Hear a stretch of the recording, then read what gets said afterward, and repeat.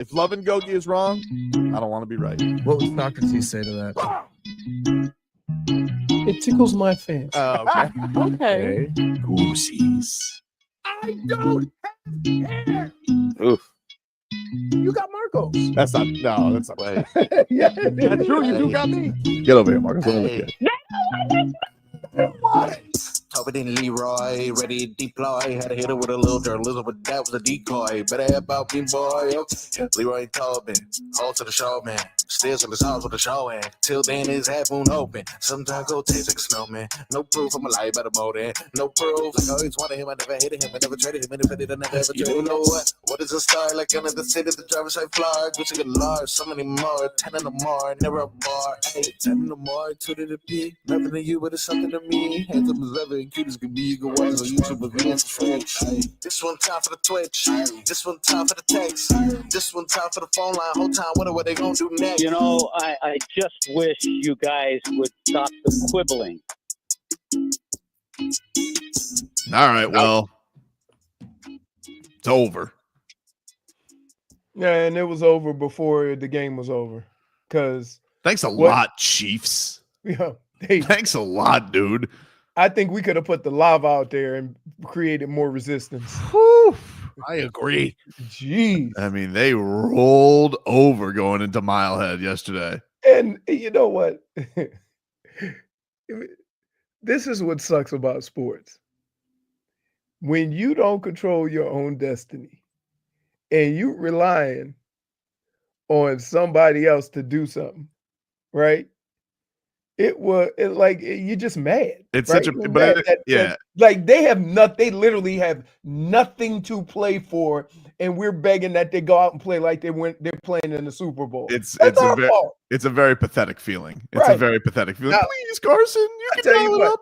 after I saw that, all right, now even before I saw that, the Saints and the Falcons, just watching those two games, That was great. oh, How was that trash heap division? That was the best part of the day by far yesterday, Yes. having both those games going. both those games going on, and you're like, This is fun. Bryce Young was cooking. Michael Penix, a nice little duel, and then you had Mike Evans going for the record. It was a fun 1 o'clock slate. But I mean, that was crazy. Like just going back and forth, and then they did the NCAA tournament box. Yeah, The score of the other game in the corner. I'm like, this is awesome. it was fire yesterday, man. Because the Saints got out. That I could give a rat's ass about. Yeah. That's what kills me. That was as low as the football got yesterday because the worst division had the most exciting games. Oh my goodness. I'm like, wait a minute. What? And then I start thinking, what happens if both teams lose? Because right now it's not looking good. I believe if both teams lost, the Bucks had they had the better record, but the Falcons had the tiebreaker. They beat them twice this year. Right. So that's what we were going for. That was what the look was. But I tell you what, how about Bryce Young? Yeah. Get Andy Dalton gets into a fender bender, and then all of a sudden, Bryce Young has a little bit of resurgence at the end of the year. You know what it is? I don't understand for the life of me how a team can invest so much time and so much money in a player, right? And then throw him out there and say, win us a game. Like, it's no matter who it is, it's still a prospect. He still needs development. And the some players need more development than others. Some don't need any. But you still have to go through that process. And so many players get thrown into the fire without doing the kind of the legwork of what it takes to play that position. And then we go, oh, he's a bust. He ain't the guy. When in actuality, he probably shouldn't have been playing yet because he wasn't ready. Like Spo is too much, right? Spo does it with his young bigs. It's too much. But in some instances in football, you can see it too.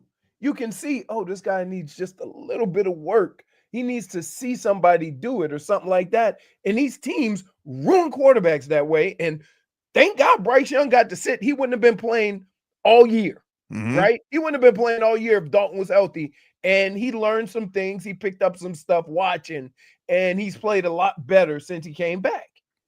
All right, let's get to headlines here, brought to you by Doral Volkswagen. Doral Volkswagen, choose from over 300 new Volkswagen models in stock with the Tiguan, the Taos, and the Atlas. Remember, when it comes to Volkswagen, the great deals are at Doral. Volkswagen Dolphins season ends. They lose 32-20 to the Jets. Boof.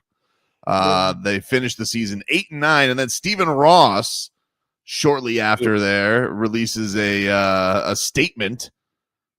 Is this a new thing, releasing statements that you're not firing people? Is it like this became the became the thing yesterday throughout the league, because there were 3 of these that were surprising. With you know what it's called?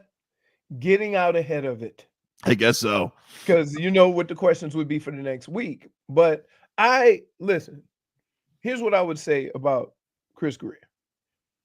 He has a very close relationship and has had a very close relationship with Stephen Ross. Mm-hmm. So it seems to me that the 2 of them would sit in a room and he would stay on board in some capacity and save face while going out and getting a new GM.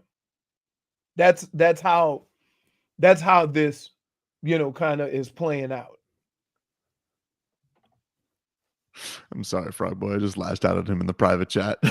I know, like too much. What? No. He just hit us with you guys have to see this. With some PFF on Bryce Young. He hit us with more Bryce Young. That is the most research you've done in the history of this show, where you've given us so much Bryce Young data that I'm just like, hey, we get it. He's been good. We made that point. We're ready to move on. You guys are talking about mechanics and how long. No, dude. He talked to Rod Wave. He got good. That's what we need to do, man. Didn't Tua love Rod Wave? Didn't work out for him. They didn't meet him. You just listen to him. You gotta meet him. Gotta talk. That's our problem, guys. We're just missing a little Rod Wave love. I guess, but it's still, because does anybody know about Caleb in Chicago? What's going to happen to him? They're switching coaches. They're doing this. He's going to have a new system. Might have Brian Flores. Oh. Good luck. There's Brian Flores. Actually, there's some Anthony. Listen, yesterday was not good for Anthony Weaver's final resume, because the Jets cooked his defense. But there was supposed reports going into the weekend that the Bears were doing a lot of their due diligence on Bob and Weave. Now, my question is this: when you have a number 1 pick and you take Caleb, do you go with an offensive-minded head coach, or do you go with a defensive-minded head coach and risk kind of what happened to Tua? I don't know. I think from their standpoint, maybe they pull what they did with McDaniel with Boyer in the first year. Maybe they just keep their offensive coordinator. I don't know. But I don't know. Yeah, he's like trying to sell that. I don't know. I'm just saying, like the clearly your primary investment in the last couple of years has been your quarterback. Mm-hmm. Right? In fact, you've invested in 2 quarterbacks in the last 5 years. That being said, would it not? Who's the guy? Sound to go to a defensive guy? Well, here's the thing, though. Who are the candidates right now that are hot? Like, it's going to be the biggest one is Ben Johnson. Yeah, but there's a lot of he might stay. Ben Johnson seems like he is like, I'm good being the offensive coordinator. I'm good. Right. But again, no heat. I love it here. Like, I don't think he's leaving unless it's the quintessential position, and he ain't leaving for the division to get his teeth kicked in for a few years. That's right. Like, no way, dude. So then, hey, there's a couple of places that I'm not going. Yeah. And one is Chicago, and the other 3 teams are secure. So you got O'Connell. There was all these rumors yesterday that they were going to maybe trade O'Connell because he was. They said afterwards it was crazy that wasn't true. But Jay Glazer, like he's a pretty reputable guy. Like he's not see what I mean about how these things play out. Like the fact that there's even any conversation about that team and about moving coaches is crazy. Doug Peterson just got fired, so I guess he's available. I mean, now is it? See, and here's the other thing, like how much of it is the owner and how much of it is the coach? Because here they kind of have the same situation we think we have down here, is that you keep switching coaches, but the GM is still there. And Yeah, the they owner. hate him. They hate But that's everybody. what you Hates, see what I'm everybody saying? hates So- Trent Baalke up there. Right. So how do you go about that? Because I think they showed you how they went about it. They kept the GM and they fired the coach. he might have, you know, the ear of the owner. And like, yeah, like this is two things. It's getting back on track or covering your ass. Mm-hmm. Right? A GM can cover his ass, a coach can't. Right? He's out there. He's out there. That record speaks to him more than anything. And they're not gonna all of a sudden say, you know, it's not the coach's fault, it's the GM's fault. Nobody ever says that. The Giants are keeping everybody. Dayball and Joe Shane. They What got the hell is that? Is that not that one to me is the most surprising so far. Well, part of it is, you know, you're gonna get a quarterback. What are they, second or third? No, they're third, and the Browns and the Titans are above them. And the word is the Titans apparently love Cam Ward. Yeah. So they might not get a quarterback. Or they're going to trade up. I don't know. You think, see. Oh, I guess the Browns. Well, I would have thought the Browns would have. Like, you don't think the Browns are ready to get their Deshaun Watson heir? No. I guess you have to really believe in Shador. It's too much against the cap. So what do? Do you take Shador? That's what I'm saying. I don't know. Right. Or trade down. Like it like clearly the Browns are in the worst position to have the second pick, because if you pick a quarterback with everything else going on around your team, defense getting older, offensive line getting older, running back, maybe done trying to, you know, play the style of football you want to play, then like the one position that would set you back is having a quarterback and having him sit, right? Because that means you've done absolutely enough to improve your team immediately. So I like, but Shador Sanders, you put him on defense, you can put him on offense, you can do a number Travis of Hunter, dude. Travis Hunter. Sorry. I don't know why I did that. Travis Hunter. I don't like Shador and Cam have they do a lot of common things, right? Both are really cool. Both do that little slow scramble thing, right? So I don't know. I don't know how these teams go about it. The Dolphins are what, 13th? 13th, right in the middle. Right in the middle. Right in the middle. Just right in the Marino spot. No, Marino was in the 20s. No, I'm just saying his number was 13. Oh, okay. You know, Yeah. we'll get into all things Dolphins. Stephen Ross gives out a statement. Tyreek Hill apparently wants out. Tua finished the season, I guess, with a torn hip.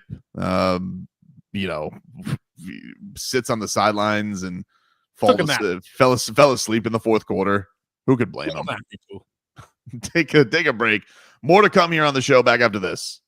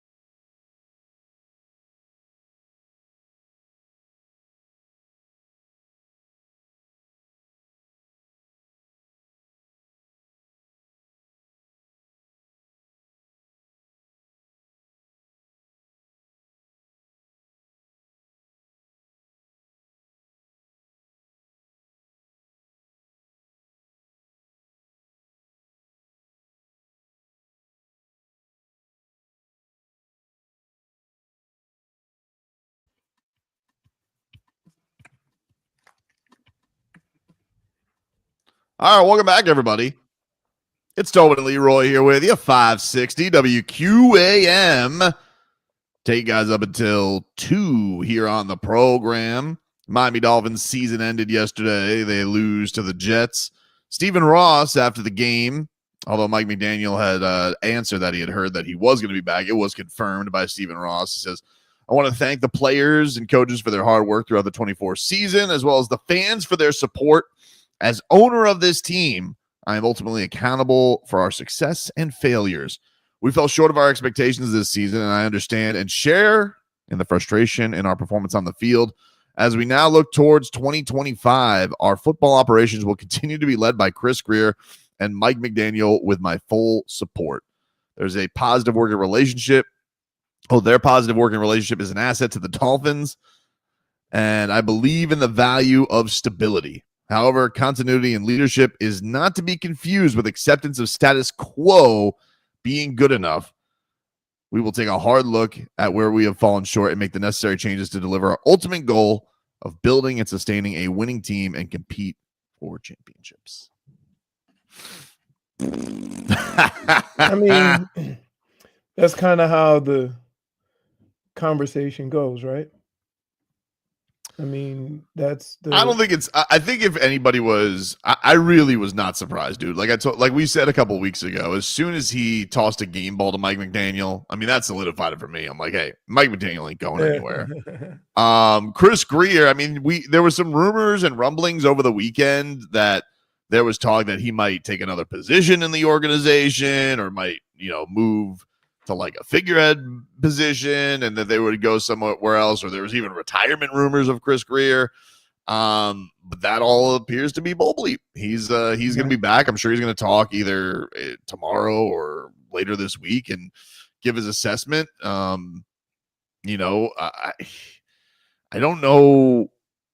It's one of these things too, where it's like, all right, how do they feel like this is going to change? Right. Because, the Dolphins went all in, and it felt like their best chance to win it, Leroy, was last year, and they fell apart. Like they got hurt, they got the healthy Tua season, incredible Tyreek Hill season, and then everybody got banged up. They ran out of pass rushers, and they got drubbed.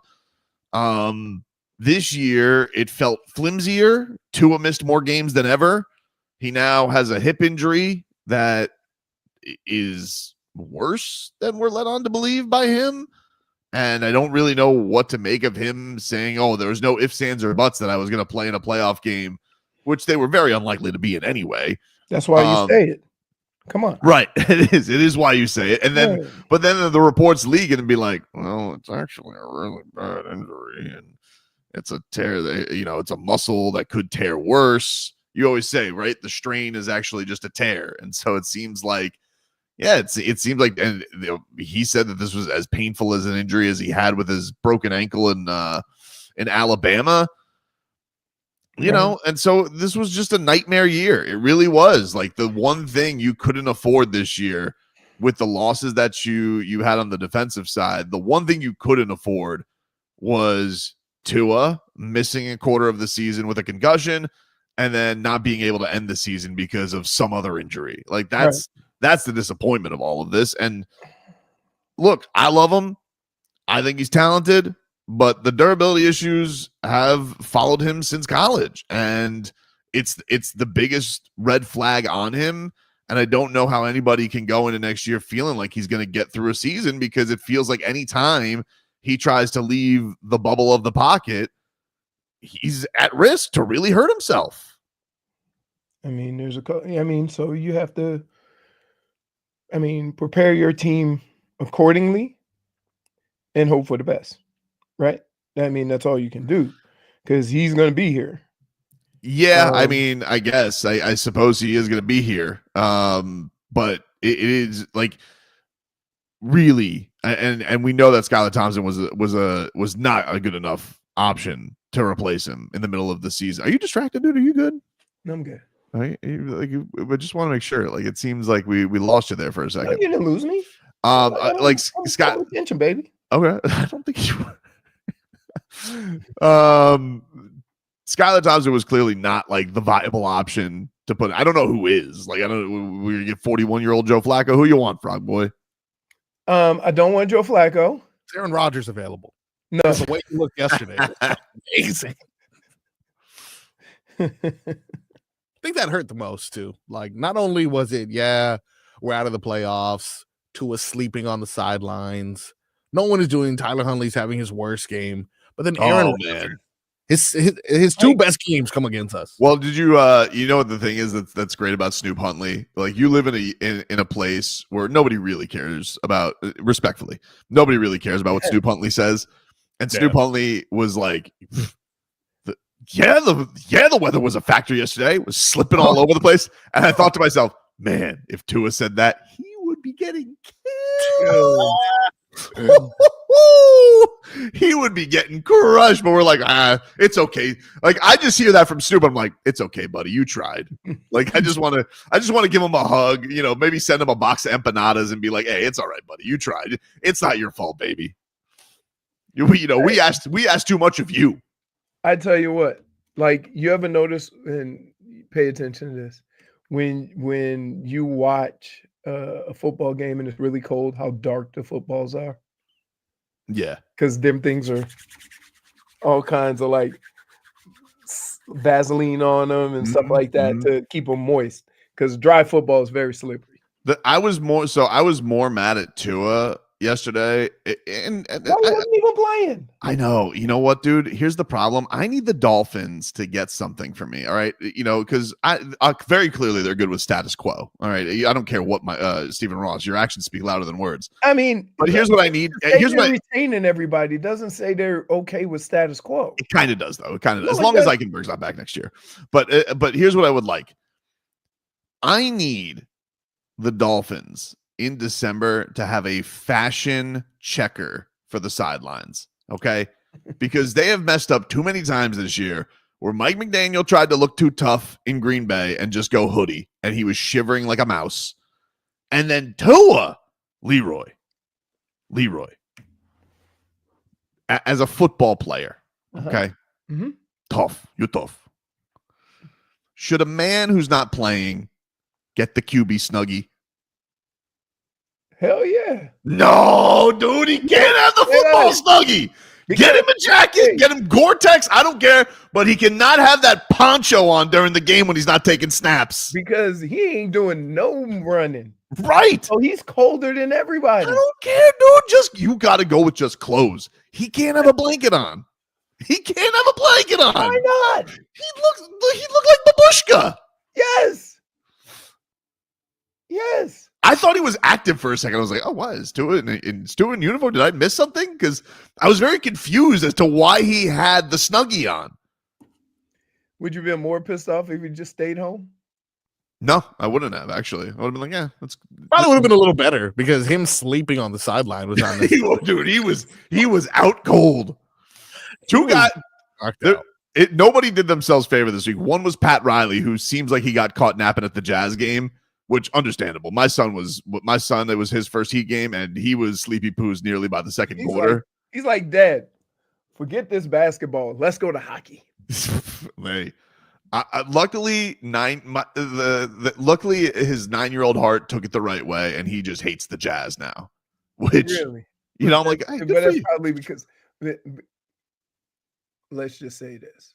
I'm more than sure some of your antics watching the game led him to I hate Utah too. My antics weren't anything other than face planting in my hands because the Heat came out of halftime, gave up a rebound on a free throw, and it turned into a Larry Markkinen 3.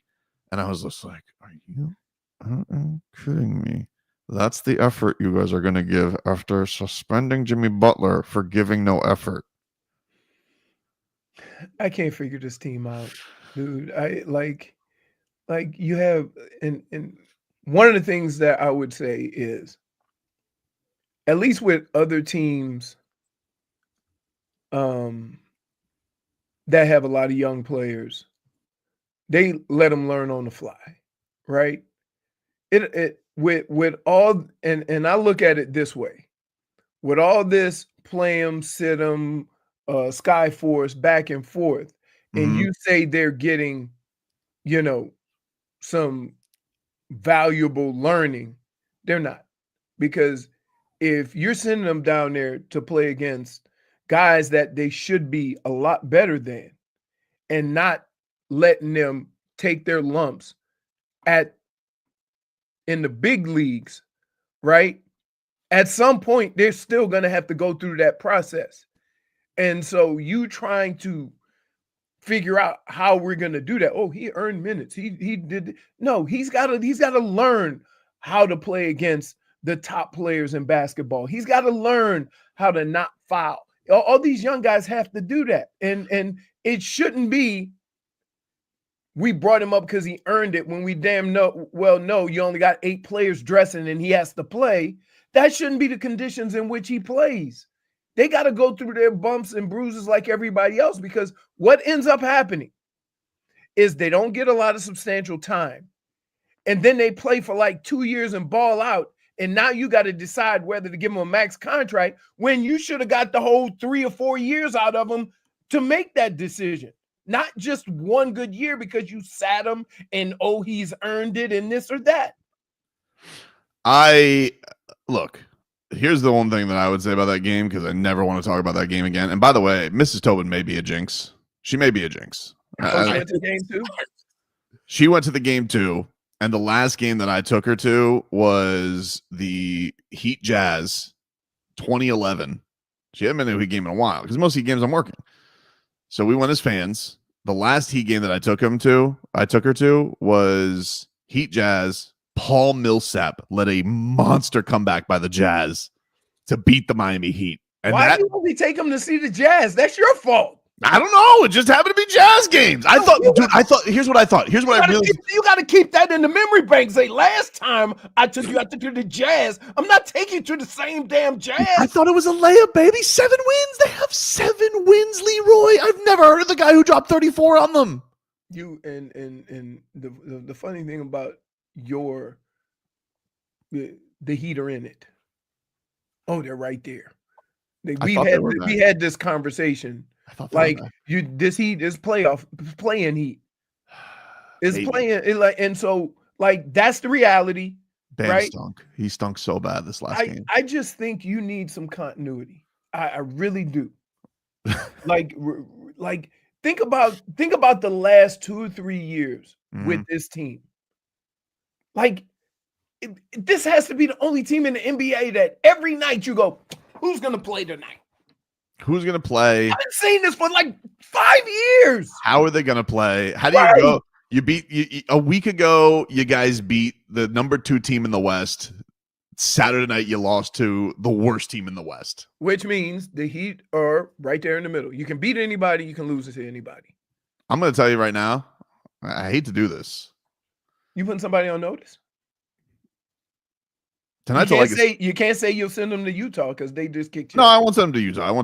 I love who else? They can't send them nowhere. I'm going to tell you something right now. Bam Adebayo. Oh no. You have a legacy game tonight against Sabonis. A legacy game tonight against Sabonis, dude. I'm telling you right now.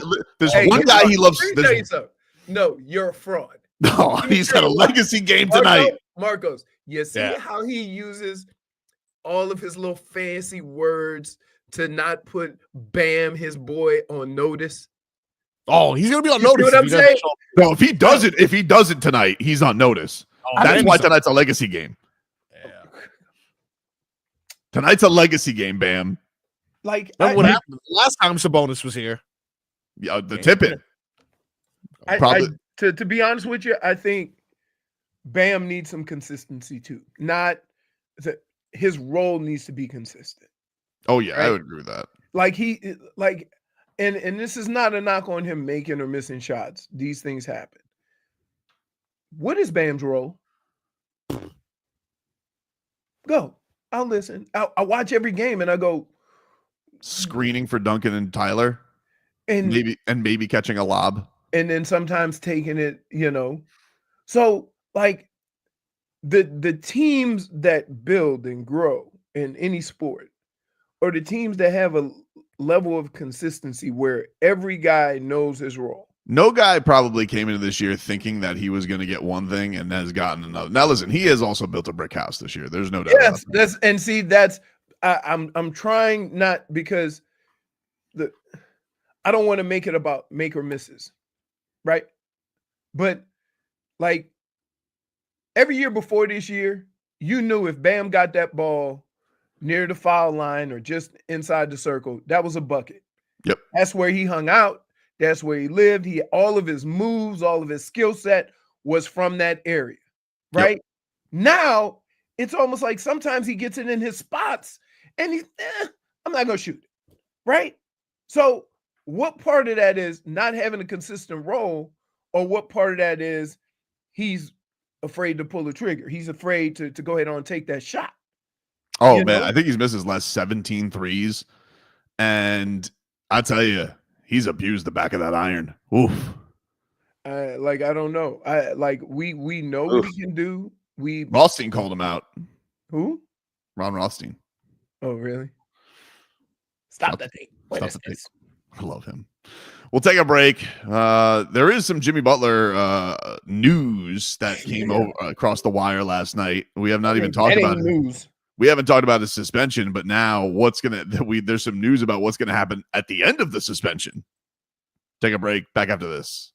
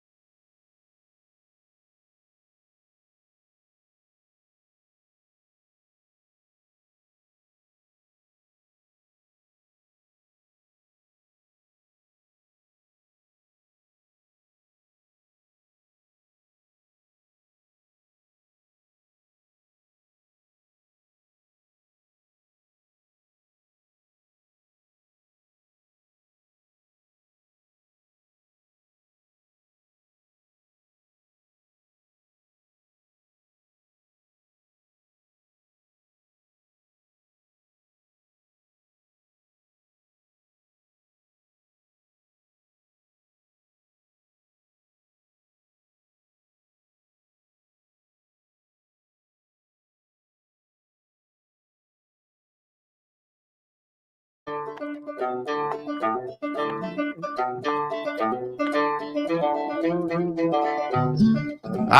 back, you rascals. It's Tobin and Leroy here with you. 560 WQAM. Taking you guys up until 2 here on the show. We're streaming live on YouTube and Twitch, the channel Miami 560 WQAM. And we'll get to all of our favorite Monday staples here. We got action tonight. Panthers, they are on the ice taking on the Colorado. We got late night action, so get the Cafe Bustelo ready, everybody. Panthers, Avalanche tonight at 9 o'clock. And, of course, you can hear that on AM 790. And then the Heat. Question. How late can you drink Cafe Bustelo? Late as you want, baby. No, and get sleep. Oh, me? I'm not your average bear. I know people, which is strange, but people in my family sometimes have it before bed. Like that's their before bed. I don't have it like, but if I had it tonight. Old people. Yeah. You don't know any young people could do that. People could do that. I could do that. Oh, well. I can have a little Cafe Bustelo and then when I need to. But listen, we got late nights ahead, man. We got this, and then tonight the Heat start a 6-game road trip. They got the Kings tonight, 8:45 pre-Heat. Get you going, Solana and Tommy Tig. So we got that going for you tonight as the Heat will get going on the 6-game road trip back-to-back Sacramento and Golden State for the next 2 days. The playoff schedule is set. We got Chargers and Texans on Saturday. Steelers and Ravens that night. Then on Sunday, we got Broncos at Bills at 1 o'clock, Packers at Eagles at 4:30, Commanders at Buccaneers at night, and the Vikings, who lost last night, they are now the 5 seed and have to go to LA to take on the Rams. Question. How good do you think Detroit would be without the 18 guys on IR? Is that the most astonishing thing about that team? They got balls, dude. Holy smokes. They got balls. What can you say about them? I mean, that team should change their logo to just a set of truck nuts on the side of their helmet. Ford and they'd probably like that. That's the Motor City. No. 2 years ago, the Dolphins smoked that team. Well, what the hell? And you know what they were? They were patient with the process. Everybody thought that not that patient. It was like 7 weeks. It's like all of a sudden every fortune changed. Like the Dolphins were in the midst of this. No, I'm talking about Detroit. I get, yeah, but like not really. Like it was just like, oh, then all of a sudden they had this 1 seed year last year, and I was like, what happened? Where did we go wrong, baby? Now all of a sudden they're the cool team, the flash team. This Dolphins team.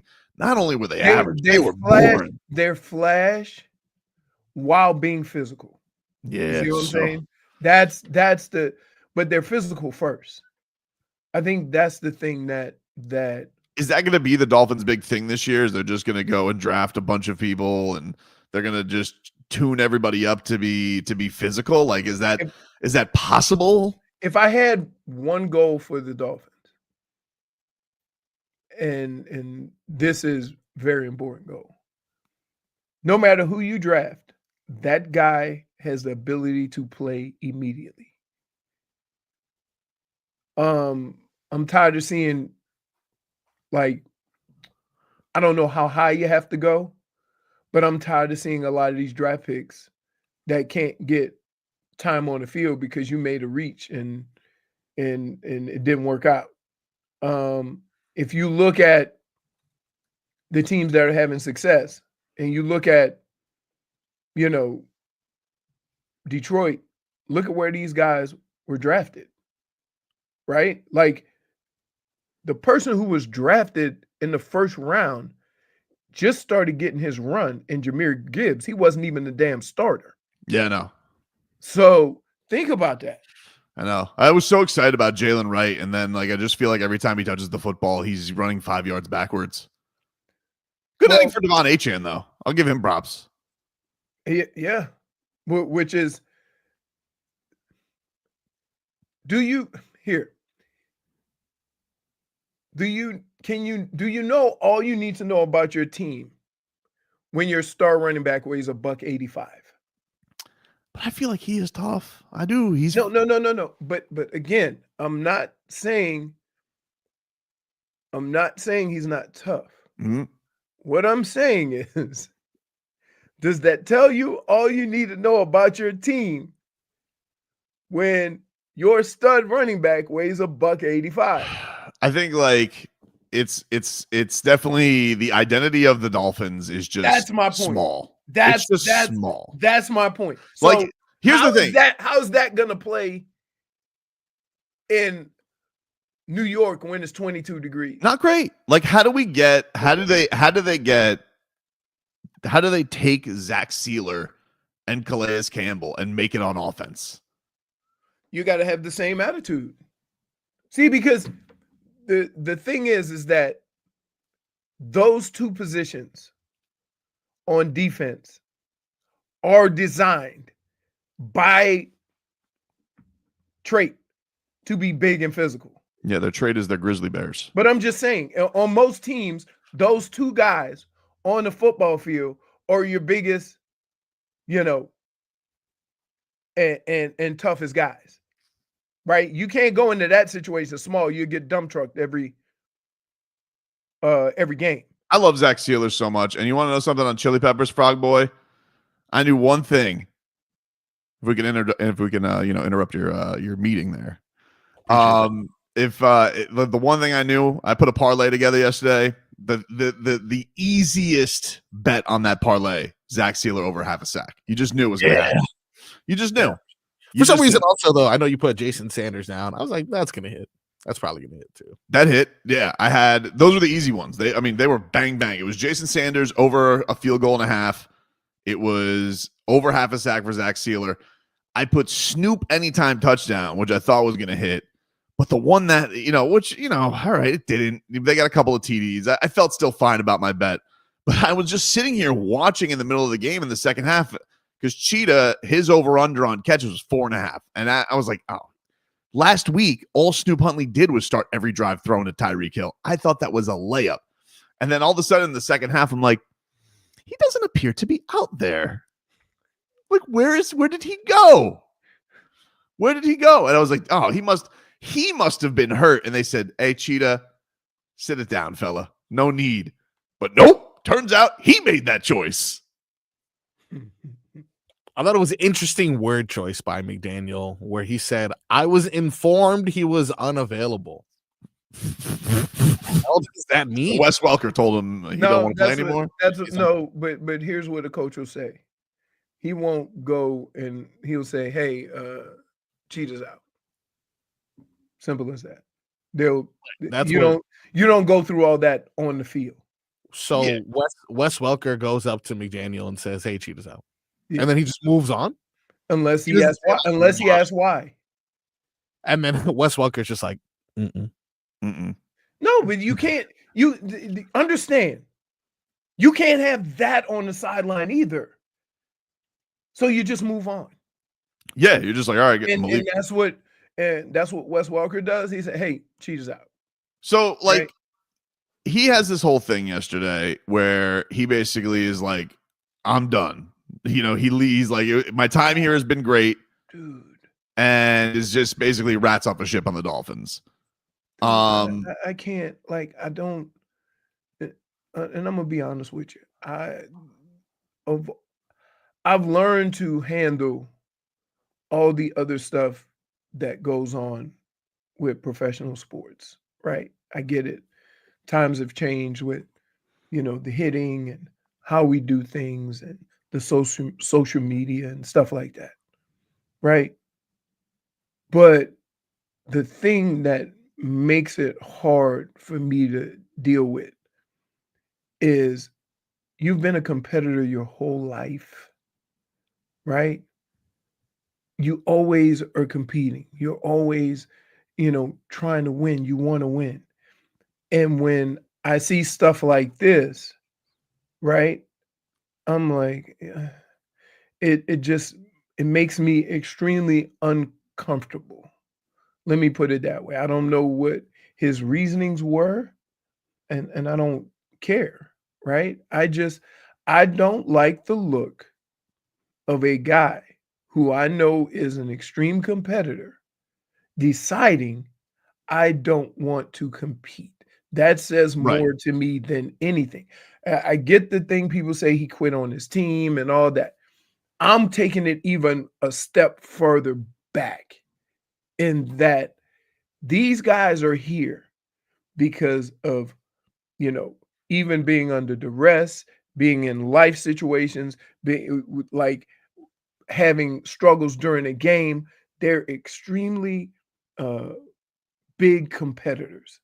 And I can't imagine at any point in my life saying these words, I don't want to compete anymore. I quit playing football when I couldn't compete anymore. Not that I try and I compete with everything else.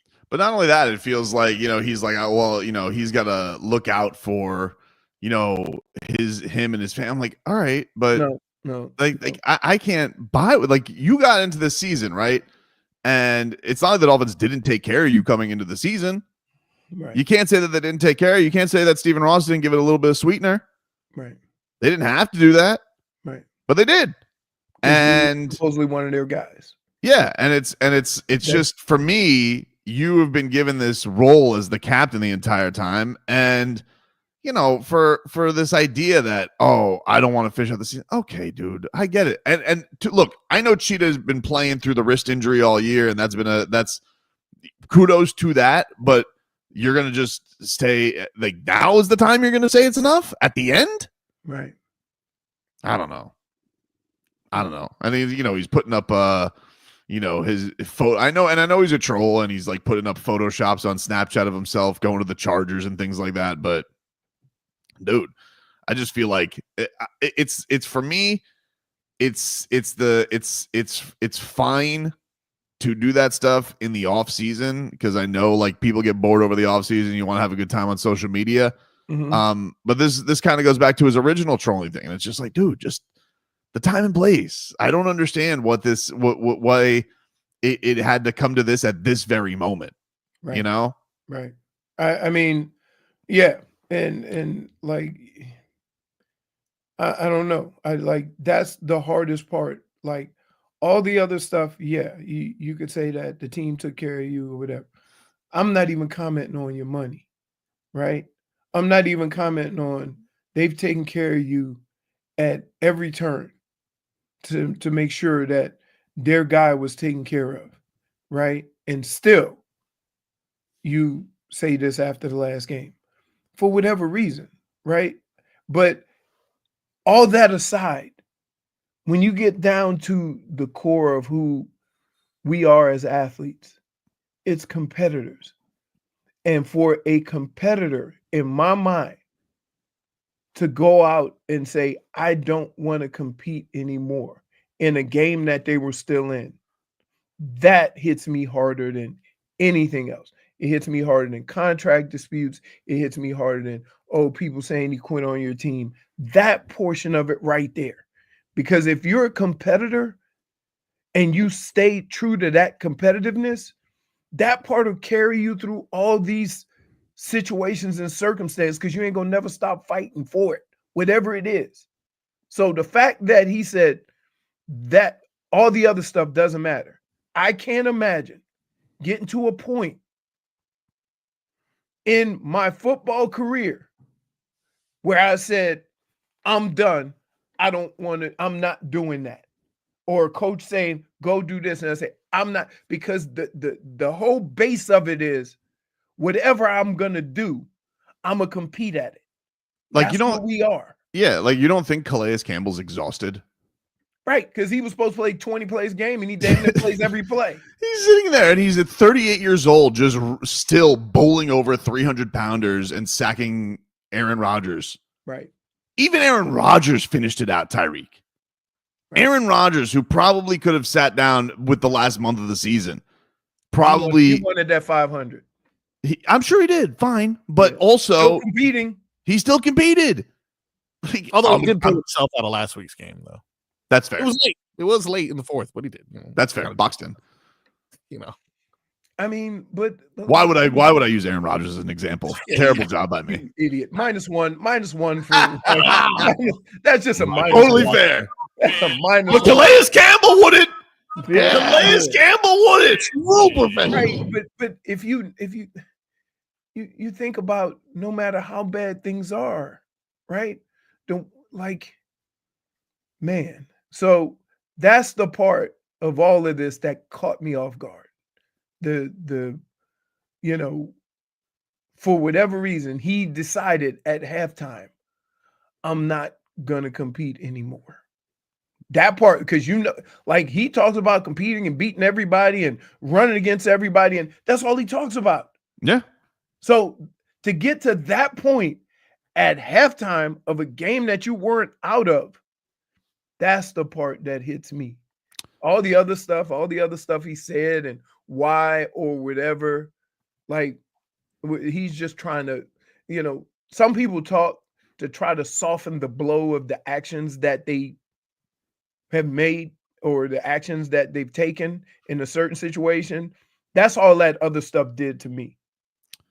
We'll take a break. Our off season of the program is next.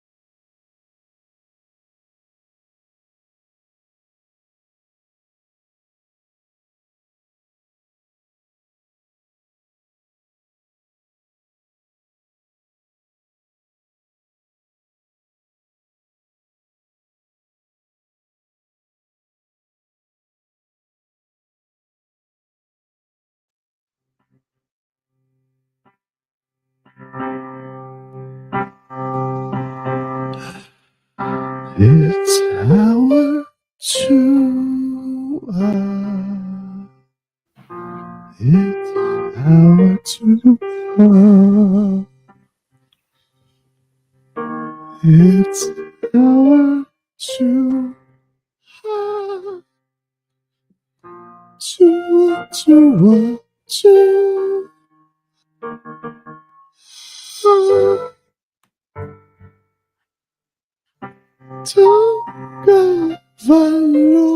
Tagovailoa. Richest quarterback. Favorite. Dolphins quarterback.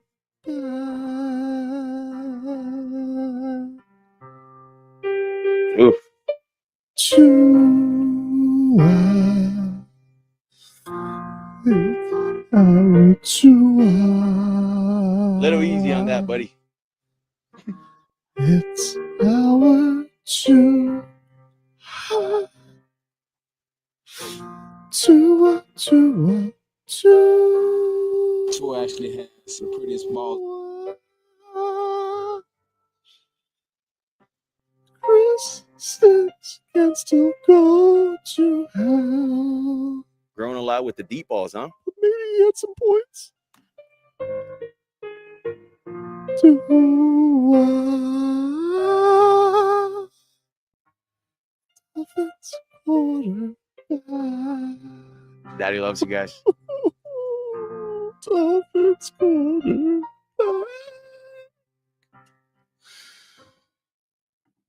Larry Csonka tweeted yesterday, turn out the lights. The party's over. Cheers to a better season next fall.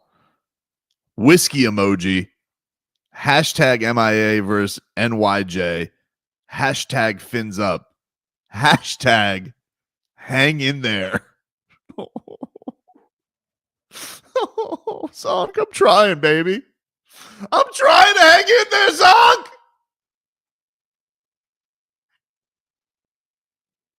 You know Zonk didn't like him sleeping on that bench. Oh no! Like, And he doesn't even understand the that's, Tyreek Hill that's, thing. that's what we're doing now. What? Complain about the guys who aren't playing. Yeah, actually, I am. All right. I am actually. Because Leroy, is it not the biggest question now, though? Like, and I love Tua. I love his little adorable face. Mhm. I love, I'm a fan of him. But dude, Remember this?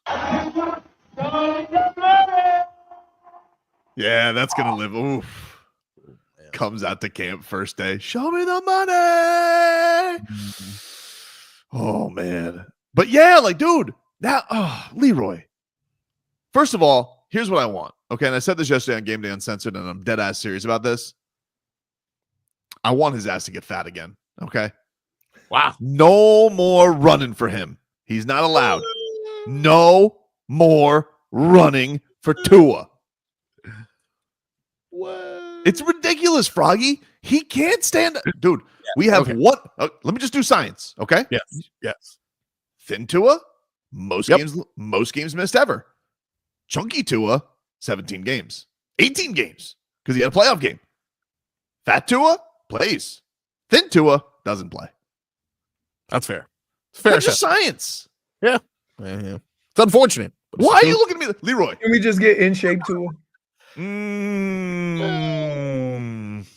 He needs some cushion for the You know what? pushing. Yeah. coming from two guys that if the gym walked up to you and slapped you in the face, you was like, who that is? Dude, that's not fine. That's fair. That I'm just saying, like, Why is he angry at me? like, I just think, like, I don't know. Like, we're searching. we're not searching. We're I not- found it. You think Fat Tua Fat Tua is a healthy Tua. Okay. Some guys, you guys remember when Pablo Sandoval tried to get thin? Never worked out. You know who hit 300? Kung Fu Panda. Yeah. Oh, and did you see Kung Fu Panda win his jersey?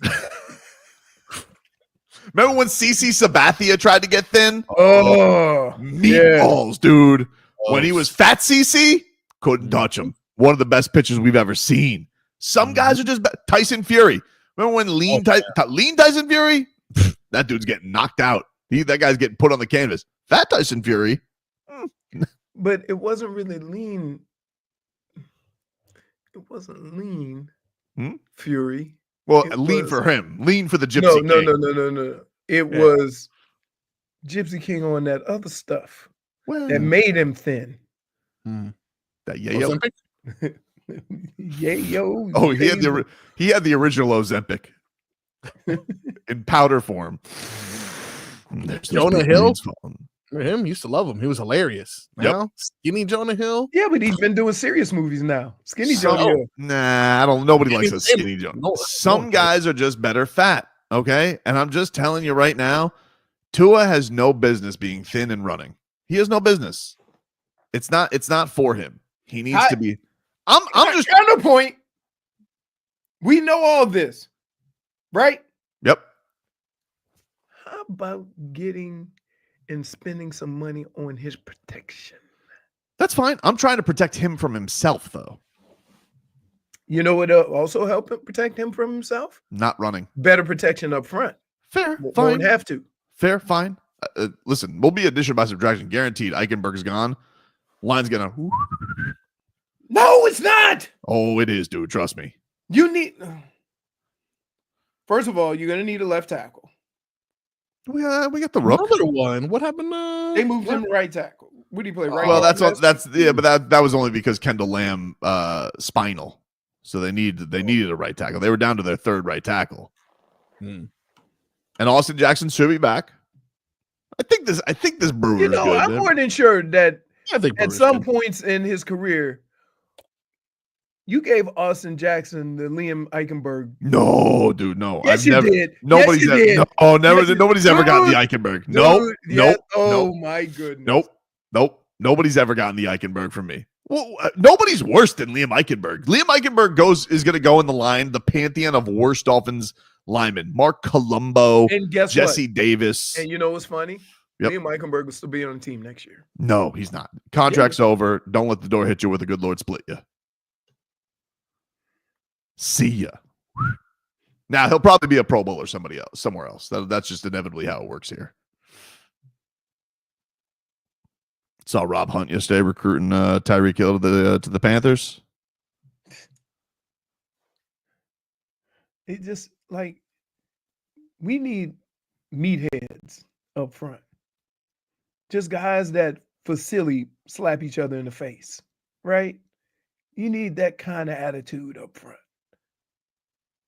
Like Tim- you just gotta like that crew can't be finesse. Dade South says tell Leroy what BBL's Tua stands for Tobin. I said this yesterday on the show. Tua's gonna get that BBL. Big beautiful lefty. Okay. You know what I didn't Minus realize? one. I didn't What's- realize that Penix is Show lefty. pony. You didn't? I think I knew. I just just forgot? didn't watch. Yeah, I gotcha. he balled out.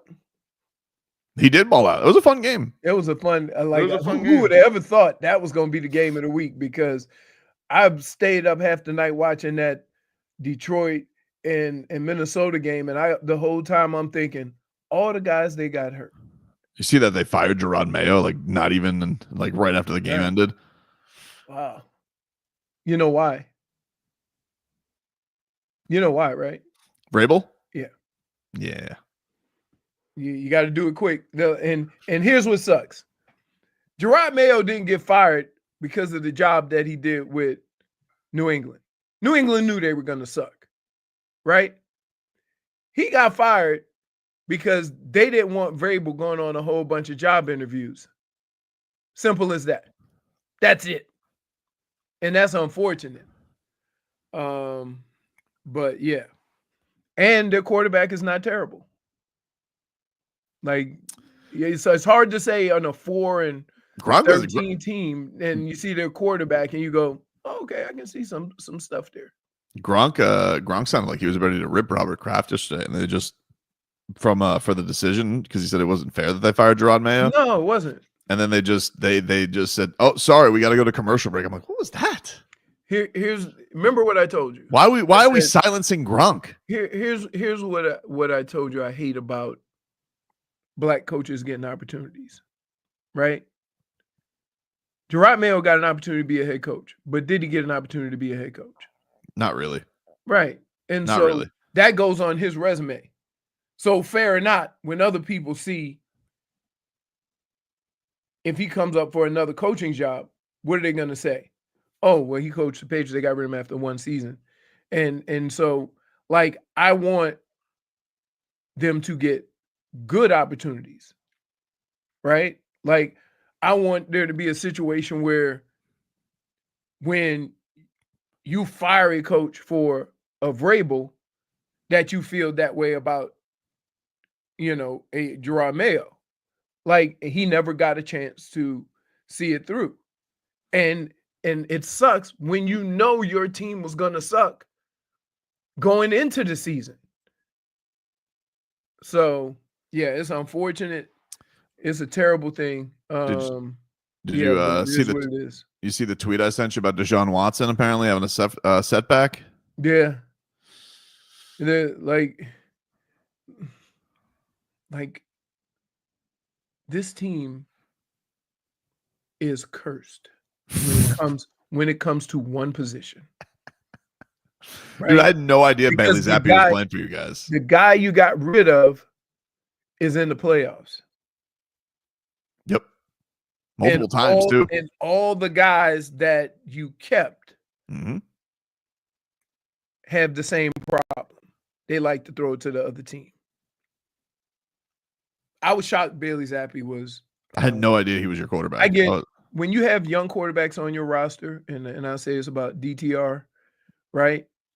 There's like, again, when a guy is drafted late in the draft, there's a level of development you're admitting that he needs. But when guys get hurt and you throw him out there, it's not fair to you or to him if he hasn't gone through that process. By the way, Tyreek Hill wants to let everybody know on Twitter to come through the Aventura Mall today and shop. For what? New wide receivers? Because evidently you out. And we on the everything must go sale? What do we got? We on a clearance sale? What are we doing? Yeah. What are you going to the San Diego Mall? What's the or Right, mall like, in LA? Whatever the hell they got over there. The thing that amazes me about Tyreek, he can say some of the craziest stuff and then just move on like nothing happened. We hurt, dog. We are hurt by this. I ain't coming to no mall to see you. I'll go to River Craycraft store. He played the whole game. He had a catch. That would have Snoop been to River. And that would have been something if we would have got the anytime River Craycraft and Hill in the same game. I was so hyped up after that Zach Sealer sack. I'm like, I might hit this parlay, and then Tyreek Hill's not out there. I'm like, all right, I understand, but also even garbage time at the end. That's when Tyreek get he'd get 2-3 catches. That's what I was thinking, dude. That's what I was thinking. I thought we would have been good, but hey, I should have gone Jonnu Smith. As soon as I saw Jonnu Smith get this fifth catch, I just looked at I just went like when you forced the turnover, I just went to that's on me. That's on me. I should have known. That's on me. Should have gone Jonnu. Jonnu would a great year. Jonnu, yeah. Like I'll go to Jonnu Smith. Hey, Jonnu Smith got a store. And guess what? You know the crazy thing about it is he was non-existent the first 2-3 weeks of the season. Right? Then all of a sudden he had that one game, and then let's use our tight end. Come on down to Tyreek Hill store. Dropping prices, dropping balls. Oh man. He didn't help. He didn't help how we feel on this Monday. No. Not at all. No, not at all, dude. Not at all. Not at all. Like it only added to this because it's just like, all right. So so the one change is like Cheetah wants out. Like, is that I know that they'll do some trenches stuff, but it is. I think it is a bit of a hopeless feel right now for the Dolphin. It is. If you want fans to understand your struggles and why things didn't go the way they went, as a player, don't you have to understand that? As a player, you have to understand, like, look, we got to fix this offensive line thing. We need some consistency. Guys in and out. It doesn't make good for offensive line. Like, and when that's fixed, then my production will be better. When Tua's there, my production will be better. All these things, you can't then at the end of a season, with all the stuff that's happened, and you've asked everybody to be patient and hang in there with us and all this stuff, and we did. You can't then all of a sudden say, I'm out, as if you didn't even acknowledge all the things that were happening to you. Come on down to Cheetahs in the Aventura Mall. We're only open for half the day. We don't work a full day. Close at halftime. So every day they close. 1 o'clock game, we close every at 2:30. I think some Cheetahs like at the Aventura Mall goes, oh, Auntie Anne's. I'm going to go get me a pretzel. Really? No, get the mini hot dogs. Oh, dude. Wow. Wait. Do you get the cheese? Of A course. little cheese sauce with it? Ridiculous question. Of course. Okay. All right. I had, you know what? I had corn dogs the other day.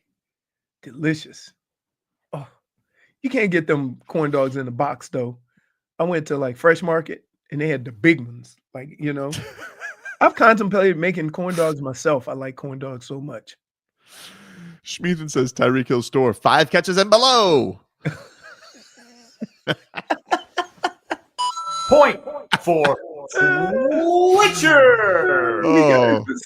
We say, in this corner, we got new drops. We got the new drop section. Point for Say, hey, you think, where's your catch section? Oh, man. Listen, I'm lashing out. I still feel the way I feel about competing, but I'm lashing out because I know I've been in a locker room where guys have been so upset by the way the season went, they say some dumb stuff. So I'm just going to chalk that up to Tyreek saying that after, a tough season and having to answer questions in that last game. And so what he says, I'm not, is the frustration of the season. I get that. But I am going to have a problem with him not competing. That's it. I'm always going to have a problem with him not competing. We just say you go down with the ship, right? We all in this together. They say this all the time. We in this together. We're going to fight through it. We're going to do this. Then you can't show you can't have a moment where you rats off a ship. Rats off a ship. Right? You just can't do that. That is the one thing that if a teammate or anybody else, it's not acceptable. It isn't. So, like, I didn't make nothing of what he said. Oh, I want to be out. That'll change next week, right?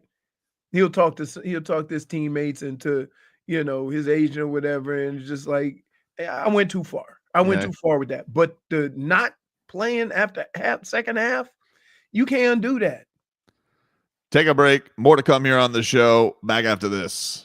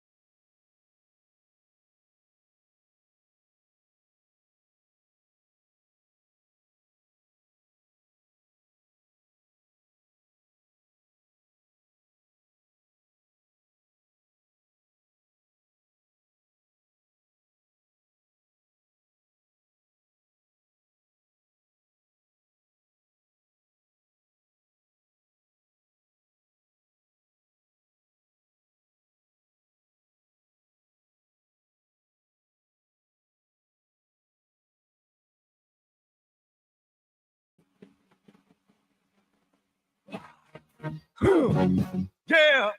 What? Absolutely. Welcome back, you rascals. It's Tobin and Leroy here with you. 560 WQAM. Take you guys up until 2 as your Miami Heat will be back in action tonight. Your Panthers are back in action tonight. We got a little doubleheader. Hey, Leroy, get a little snoozing, baby. Come on. You don't want to watch a little Can I Heat just Kings? tell you? I'm Little gonna Heat say Kings, this. baby? I'm gonna say this. No. Little cats and Lanch tonight? No. Ball Arena? No. The Cats are the only ones who got I'll us here, watch dude. it. Right. All we got is the Cats. Sergei Bobrovsky, 37 years old. Does he want a time off? Nah. I'm out here quick as ever. Boquist brothers, they're like, hey, we're bringing some edge. We got Although, Barkey. We got Tkachuk. What was it? Spencer Knight. He's looked not bad. Not bad. Not bad. Listen, he knows. Hey, listen, he knows that he's got that throne as soon as Bob's ready to call it. Although I don't know when Bob's slowing down, dude. I mean, maybe we got a Bob Twilight. When you can play goalie while doing backflips and side twists, you're not ready to give it up. Mm-hmm. How he gets his body from one side of the net to the other, it looks like he's playing Twister sometimes. It does. I'm looking forward to it tonight. I like a little late night action. Now, here's the latest on the Jimmy Butler saga. Okay. For those who have lived under a rock, they suspended him on Friday without pay.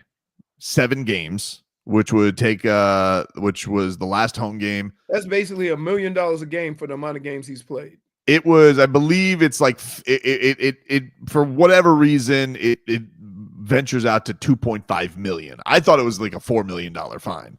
Right. Based on his game checks, but I guess it's not a pure just per game check the way that it works. Mm-hmm.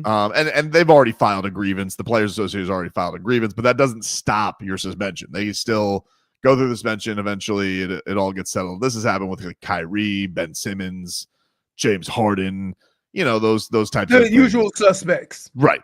Like you notice you notice the names that you just mentioned, yeah, right? Yeah. Like, does that tell you all you need to know? So the Heat suspended him. He was not there on Saturday night. God, did they? I mean, true or false? I don't think Jimmy Butler watched the game, but when he found out what had happened, he was howling with laughter. Yes. Yes. I mean, they got. Although, based on the way he's been playing, it wouldn't have. What is he laughing at? I don't know. I mean, just you suspended me, and Pat Riley had to sit there and watch his team give up 100 points in 3 quarters to a 7-win team. There are pictures that look like he's sleeping. I will not accuse Pat Riley of sleeping, but there are pictures that very much look like he's sleeping during that game. Right. I didn't see him sleeping. I saw him there with Alonzo Mourning, but you know what? If he was sleeping, I don't blame him. That was one of the worst basketball games I have ever seen. But now, here's the interesting thing. Last night, Anthony Chang, Ira Winderman are saying the Miami Heat are putting a plan in place for Jimmy Butler's return after these 7 games. If they cannot find a trade for Jimmy Butler, they're preparing to try and figure out what they do when he comes back. Now, and it doesn't look like they're going to find a trade for him. It doesn't seem like there was some weird stuff over the weekend where like there was some weird movement on the Grizzlies betting line, which I don't know who's betting on Jimmy Butler future teams. It does appear very much like, and I don't want to just throw accusations out there. It appears the Phoenix Suns are bullying Bradley Beal. Like they're being very mean to him. It appears he's been frozen out by Devin Booker and Kevin Durant. Yesterday, he's always hurt. Yesterday, Chris Haynes comes out and says he is being demoted from the starting lineup along with Nurkic. And apparently there is what Haynes refers to as tension in the locker room because they've stunk. I mean, but why does Jimmy Butler want to go there? Because their owner is very rich and he will pay Jimmy Butler whatever he wants. However, the Heat are not taking back Bradley Beal, so they need to find a third team. There's some stuff out there. There's some mechanisms of maybe Detroit. I've seen a Detroit, Tim Hardaway Jr., Tobias Harris back to the Heat with picks. They take on Bradley Beal. They lost Jaden Ivey, and the Suns get Jimmy Butler. Now, this all is prevalent on Bradley Beal has to waive his no trade clause and say, I want to go play in Detroit. Now, he did play in Washington, so I mean, he's been on some bad teams.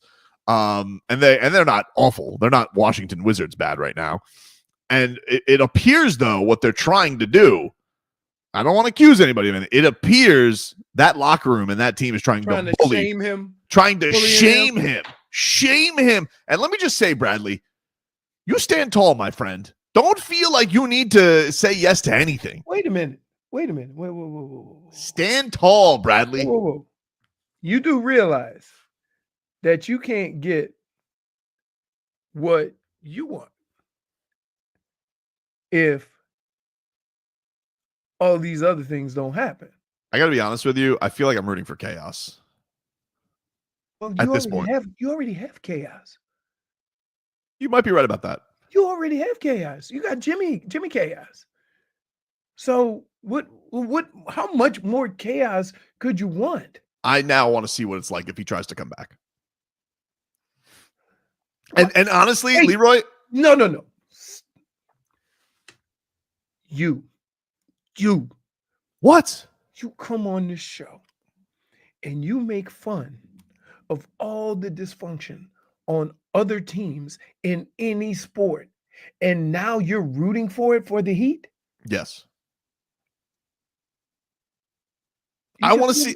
Do you not feel ashamed of yourself for the thing that you have don't made feel it. fun No. of? You want to? The thing that you have made fun of and laughed at and mocked all the years we've known each other is the chaos and the just the stuff going on with other teams. Yeah. The dysfunction on other teams. And now you're rooting for it for your own team? Here's why. Can I say why? Because you guys lost by 36 points to the Utah Jazz without Jimmy Butler.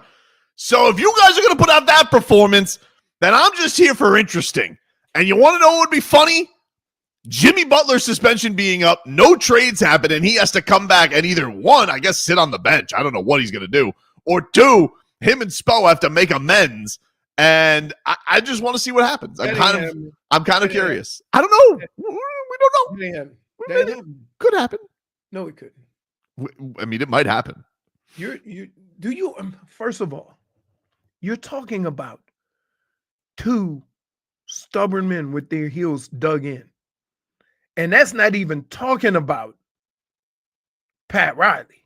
I'm just talking about Spo and Jimmy. Why does he do this? I don't understand. It's New Year, same him.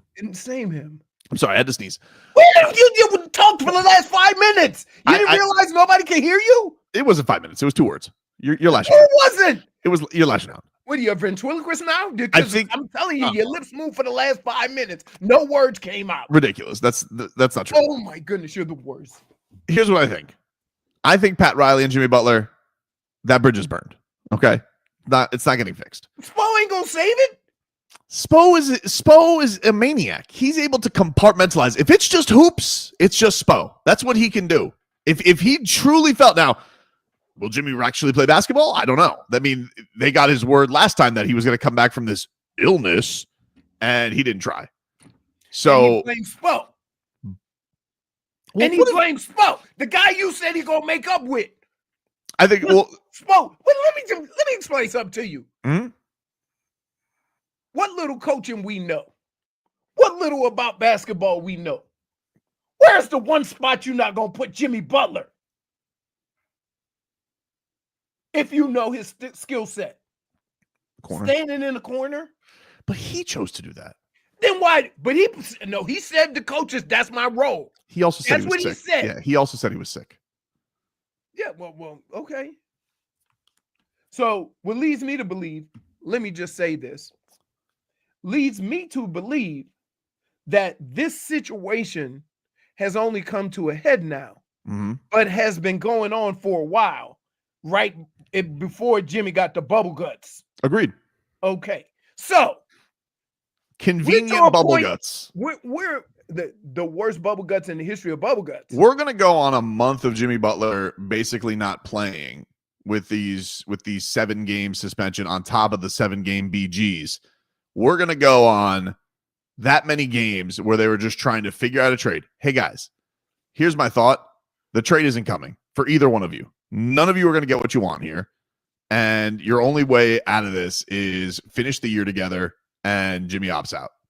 So don't you guys like very clearly over this they fielded their calls. Brian Windhorst is saying the Heat don't like their hand, which why would they? If I was a GM, why the hell would I give the Heat anything knowing what they're dealing with? Okay. If you're the Miami Heat and you're Jimmy Butler, again, I come to, isn't the best situation for you to play as good as possible so somebody wants to pay you? One would think. Other than this crazy Suns owner. Which was my whole point the whole time, which is why I thought Jimmy would ball out when he said, I ain't worried about the contract. No, well, he didn't ball out. And guess what? If you don't ball out, you can still opt in for $52 million. Right. And he didn't ball out. He lashed out. Right. So what makes you think, and I'm going to say this because, you're my guy. Yep. Thick as thieves. Mm-hmm. Right. Eat crab together and do stuff. What in the hell makes you think Jimmy going to come back and ball? Because there ain't nothing that he's done that would suggest that when he told you he was going to do that previously to this situation. What if he has found out that the temperature of paying him money has not been that great? You're asking a guy mm-hmm. to be aware mm-hmm. that has never been aware. That's fair. Like you, no, this ain't. Listen, I put this perfectly mm-hmm. before all of this, before the suspension, before everything. Jimmy's gonna be Jimmy, Pat is gonna be Pat, Spo's gonna be Spo, and they all gonna get dug in, and ain't nobody gonna move because everybody in all those three parties feel this. I'm in a position in my career where I don't have to budge for nobody. Yes, but I think the one who would be more. So who's going to give in? I think Spo is the massager. How? Because I think he just says, "Hey, Jim." You think? Wait. You know the basis in which Spo lives is you earn it. Of course, you earn your right to be on the court.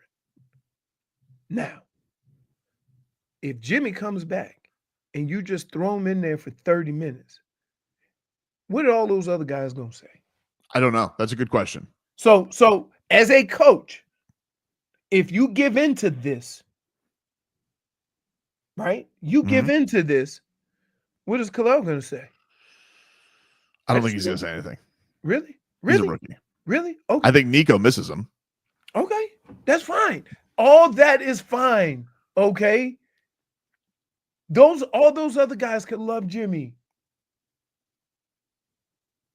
But this has got nothing. Tina Turner, what's love got to do with it? Nothing. Kevin Love? No. The love that you have for Jimmy don't have nothing to do with this situation. What are you looking at me for, Frog Boy? Who the hell is controlling Kevin Love's Instagram? Because this guy, he is on a streak. Let me tell you something about the old. They don't care about trolling on Instagram. He's not playing basketball, so he's just like, I'm having a good time. He was trolling in the locker room after Tyler's addressing. Sure was. I'm like, a little bit too much fun, Kevin. Unless Kevin's trying to mend fences. What if he's a fence mender? That's what he's doing. Wait. You have to show me a situation where any of these parties had a change of heart and this situation would get better. You think Spo would? Based on what? Look, the Heat want wins. Jimmy That's wants what you want to happen. I understand, but hear me out. The Heat want wins, and Jimmy wants Munyon. How does either one of those things happen without each other? Jimmy wanted the money before, and he got mysterious bubble guts. He thought, okay, he got mysterious bubble guts, and then he came back and he lashed out, and he thought this will get me traded, and it hasn't. It got him suspended. But you said he wanted money. But Mhm. correct me if I'm wrong. Yep. 25 points a game, 7 rebounds, 5 assists will get you your money. Is that not how? Yeah, if he plays Jimmy Butler basketball, it would get him his money. Lashing out, I don't think does help that. So, like, who's gonna get? Because we're in a position now where I believe Jimmy thinks, like, forget I'm 35, I'm a baller. Pay me. But ain't nobody seen it in how long? Dude, there's we gotta take a break, but there's some more reports out there. People aren't that keen on him. Like Right! the market ain't I so wonder hot. why. Take a break. Back after this.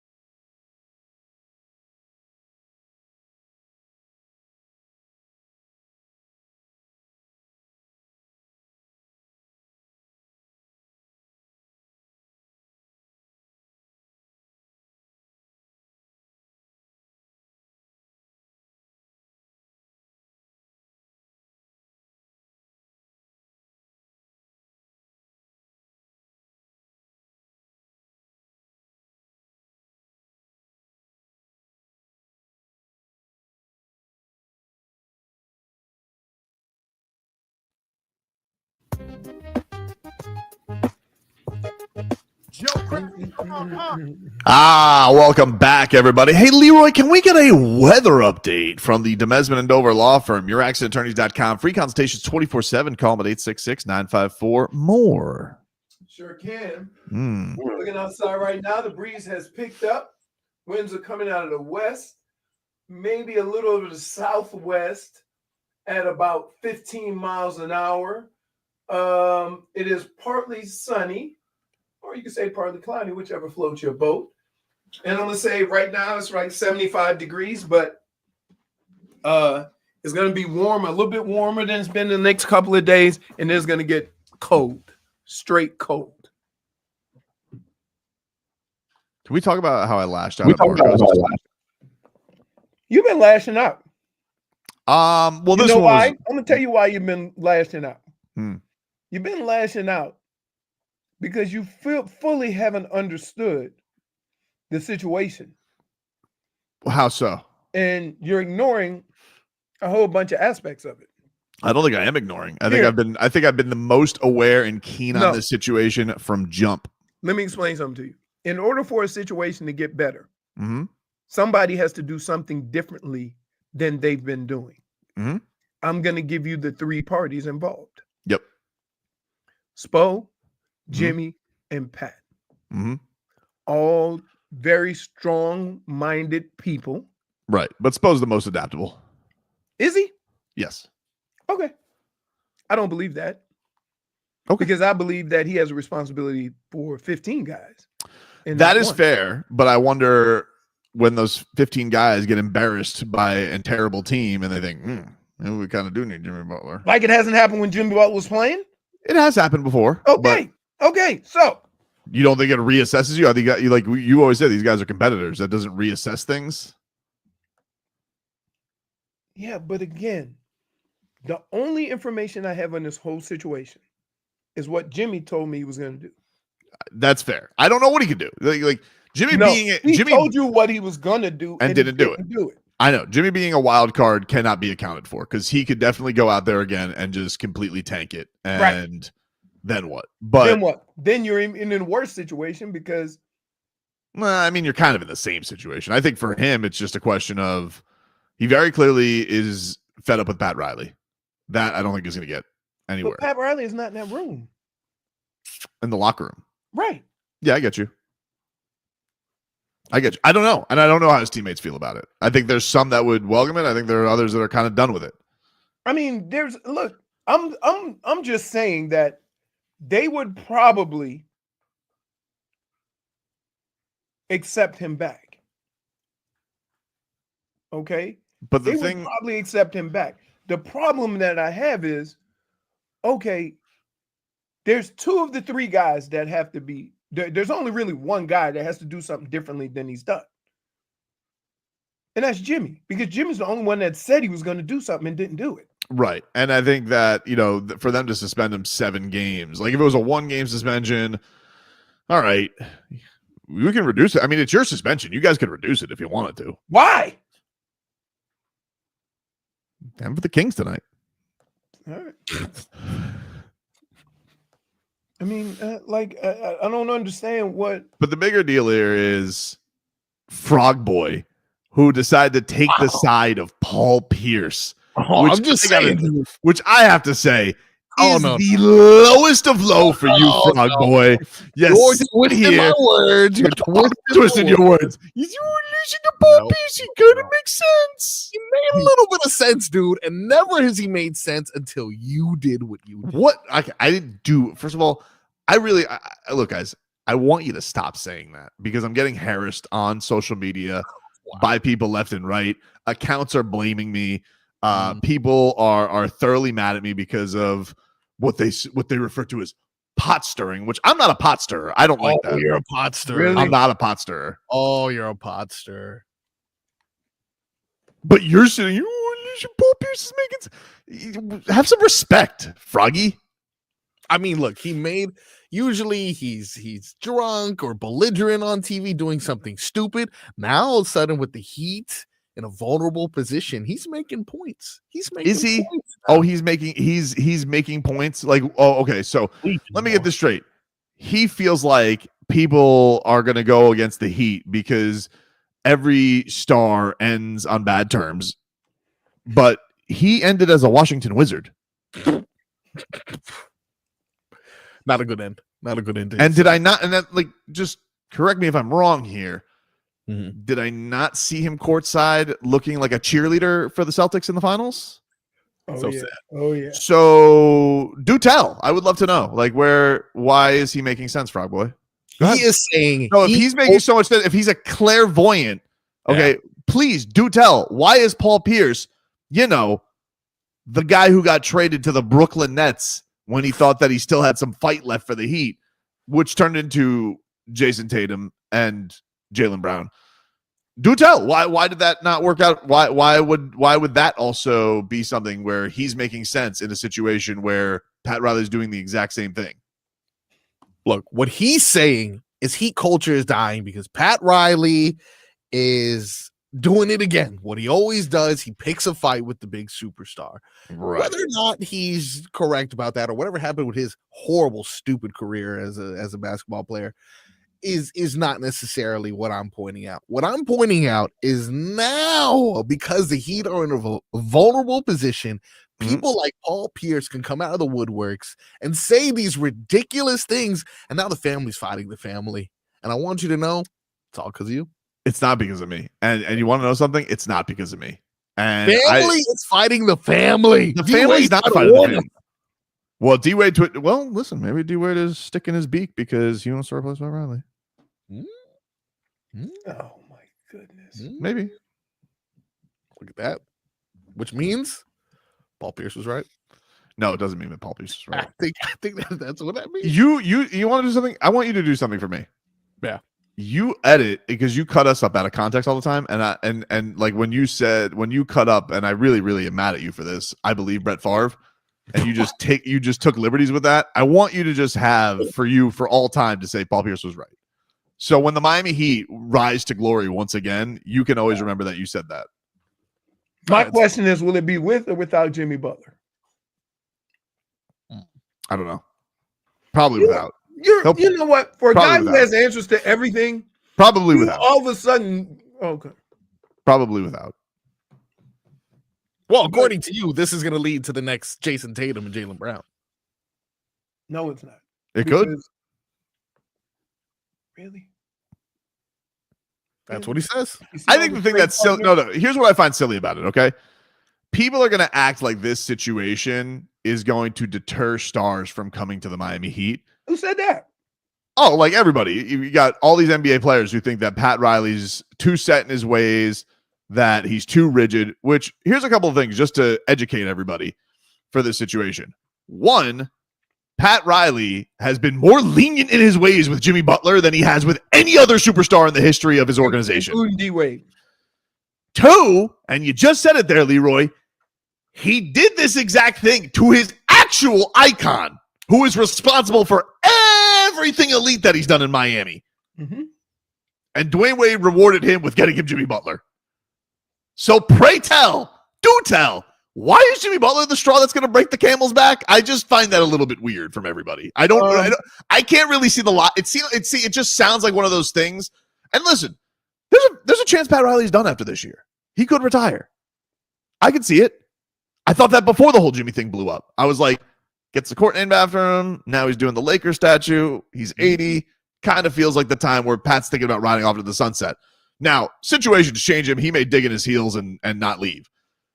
But if you guys think that the Miami Heat are sunk because of the Jimmy Butler situation, I just don't buy that. I'm sorry. I'm not buying that, but we still need to get to a solution or conclusion. Agreed. With this. And to be honest with you, the solutions that you're giving me are hogwash. I mean, well, they're not hogwash. Don't say that because Miami. Here's your solution. Spo's gonna fix it. Spo can fix it. Spo can fix it. No, he can. Let me tell you something. Let me just tell you something about. He's not even acknowledging it. But let me explain to you why. Can a coach fix something at the cost of other guys in that locker room thinking they can do it too? Of course, he has to take the pulse of the locker room. But let's say the locker room's in, okay? Then he has to say, can I get Jimmy to buy in? And let me tell you something about Erik Spoelstra, okay? Tell me some more about Jimmy, because Jimmy already, I still have in my mind, Jimmy said he on ball. He did, and he lied to us. So you're making an assumption that I'm not going to make, is that if Spo does something out of his character, right? This is what Erik Spoelstra, I think, does. Never done before. This is what I would do if I was Erik Spoelstra, okay? What would you do? I would say to Jimmy Butler, I'd bring him in, I'd sit him down, and I'd say, I know why you're doing what you're doing. He goes, why? Because you're scared to show people if you're washed or not. You don't think that you can dial it up every single night anymore. And that's why you're playing like this. Here's he can't. Why? Because like I said, I think that's what you before do. the season, he's 35. That's fine. But I'm talking about, well, now I only need 45 games out of him. So, and he's had a month off. So if I'm Erik Spoelstra, I say, hey, vacation boy, I don't think you can dial it up anymore. And why I think you don't want to give full effort is because you're scared to show people you can't do it. And I dare you to go out there and play basketball hard. I dare you. And that's how he's going to do it. And you think that's what if Bam does that? Can I just say this? You have zero idea how people work. No, I The understand. fact that you think that Erik Spoelstra could just say that to Jimmy, and Jimmy just going all of a sudden be an all-star. We'll see. I don't need him to be an all-star. Right now, I just need him to Right now, I just need him to try. We're to the point of this where the answer can't be we'll see. No. Here's what I just need him to do. I just need him to try. Okay. Can Spo dare him to try? And again, you're making assumptions because here's what a fact of this. Yeah, I'm aware of making assumptions. Here's a fact of this whole situation. Jimmy don't get what he want. Jimmy is going to pout. Yeah, but he can't get. Wait, if Jimmy goes back to playing basketball for the Miami Heat, you're saying he's going to stop pouting? No, I think what's going to happen, but what I think they need to do is they need to figure out if they can get him to try, because I don't think anybody's he's going to look around and he goes, well, just trade me for Bradley Beal. And they're like, no. Okay, well, trade me anywhere. Nobody wants you that much, dude. Right. We got to take a break. Back after this. All right.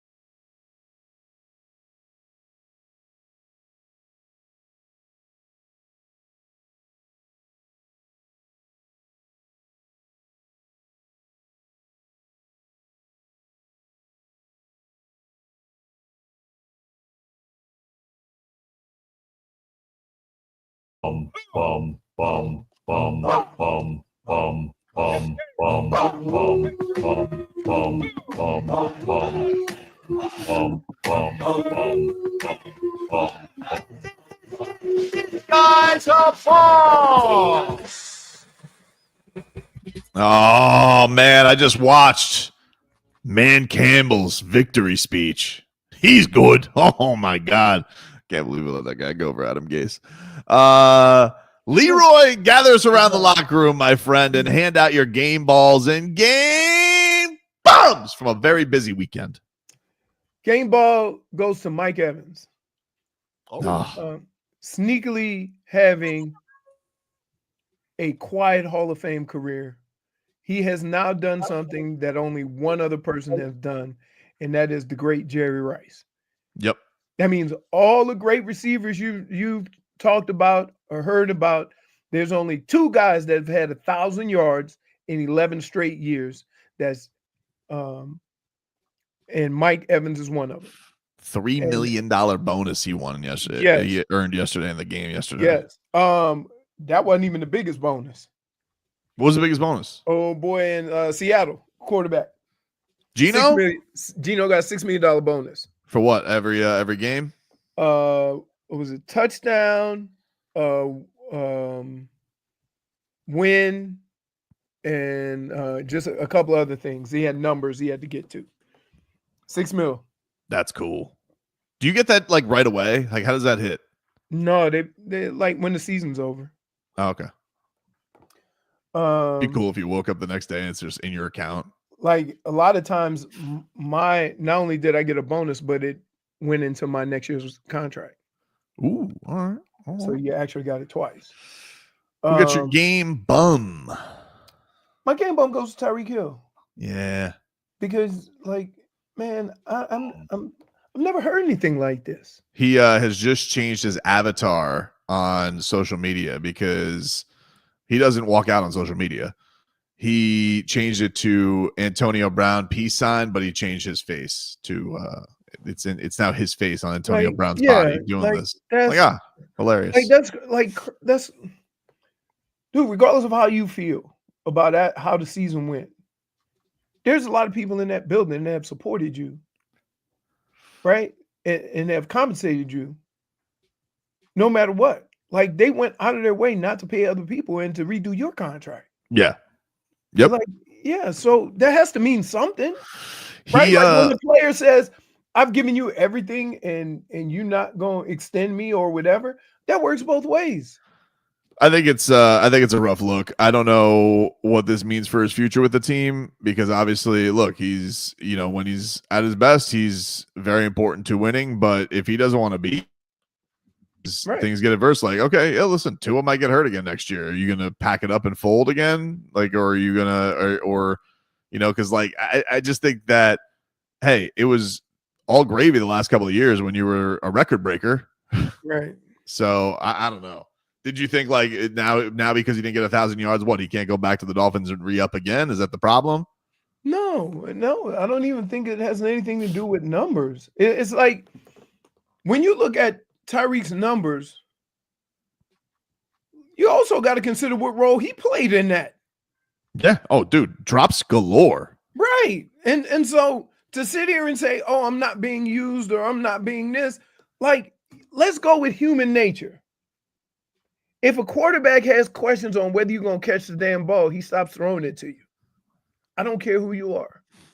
This was him. This was Omar Kelly's video from yesterday in the locker room. But Snoop did a great job of filling in whenever he learned the offense, getting us going. But whenever you're missing your franchise player, man, it kind of sucks. So. As a captain, what is the message you have to these guys in the offseason, and you won't feel this at the end of the season next week? I don't even know, bro. This is my first time. I haven't been in the playoffs, man. So, I mean, for me, like I said, man, I just got to do what's best for me and my family, dog. If that's here, or if that's wherever the case may be, man, I'm finna open that door for myself, dog. As I'm opening the door, like I'm out, bro. So it was great playing here, but You know, at the end of the day, bro, I got to do what's best for, you know, for my career and, you know, what's best. Because I'm too much of a competitor to be, you know, just out there. Mean you thinking about leaving here? If it is, hey, yeah. All right, there you go. So let's break this down. You ever have a conversation with somebody and things start building, Mm-hmm. and it ends up being that? He didn't go into that conversation thinking that, right? But it ended the conversation on that note. And I would say you acknowledge some of the reasons why you didn't have success. Mm-hmm. And then acted if though they didn't matter. Like, I don't know, that conversation was on both sides of it, you know what I mean, from start to finish. But to say, I got to do what's best for me, like, what's best for you is to have your quarterback healthy enough to throw it to you. Right. Or what's best for you and your family is that you catch the damn ball. Or what's best for you and your family is that you don't quit at halftime. Like, how come all the things that have to do with what's best for me and my family is everybody else and not you? You see what I'm saying? 100%. 100%. So no, I ain't cool with that. I ain't cool with how it got to that point, because he basically backed himself into a corner to where I don't know if he can unsay it. Right?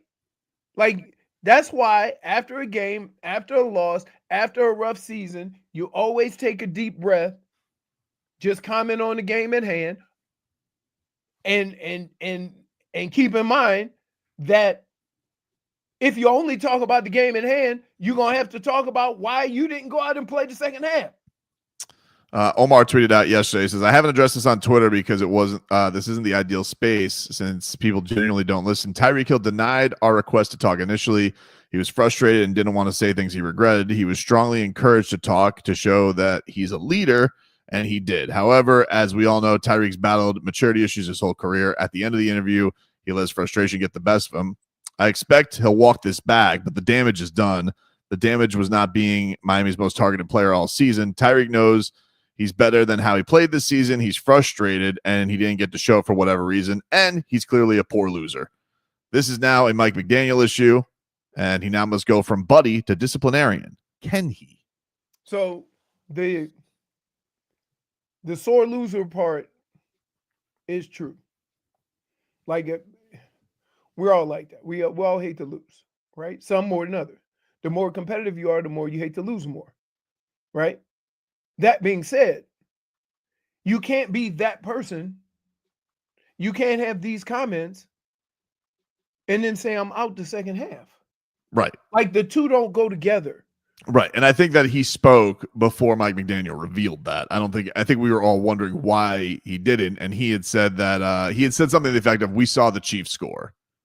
And that implied to me, it was like, oh, he implied that he took himself out, but Mike McDaniel kind of confirmed it.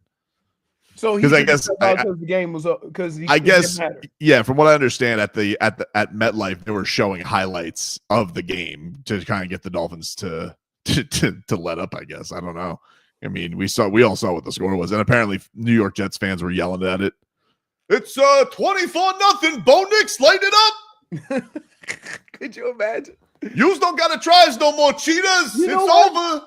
I have never been in a situation like that. Scoreboard watching? You've never been in a scoreboard watch? No. You know what the funny thing was, though? I remember back in the day when we didn't have phones and you had to rely upon the ribbon board, you know, where they would put oh yeah, that's what they used to do, constant scores. Yeah. Yeah. We used to look at the scores, like we looked at the scores too. Like we would look at the scores just to like be just as shocked as other people. Like, you know, like, woo. This is getting the beat down. What happened? Yeah. You know, you don't see numbers or nothing. You just see score. So yeah, I'm not a big fan. First of all, I don't care. Understand the person that you're dealing with. From an organization, as far as everything else. Even Omar tried to soften the blow, saying that it's a maturity thing. He's going to have to walk that back.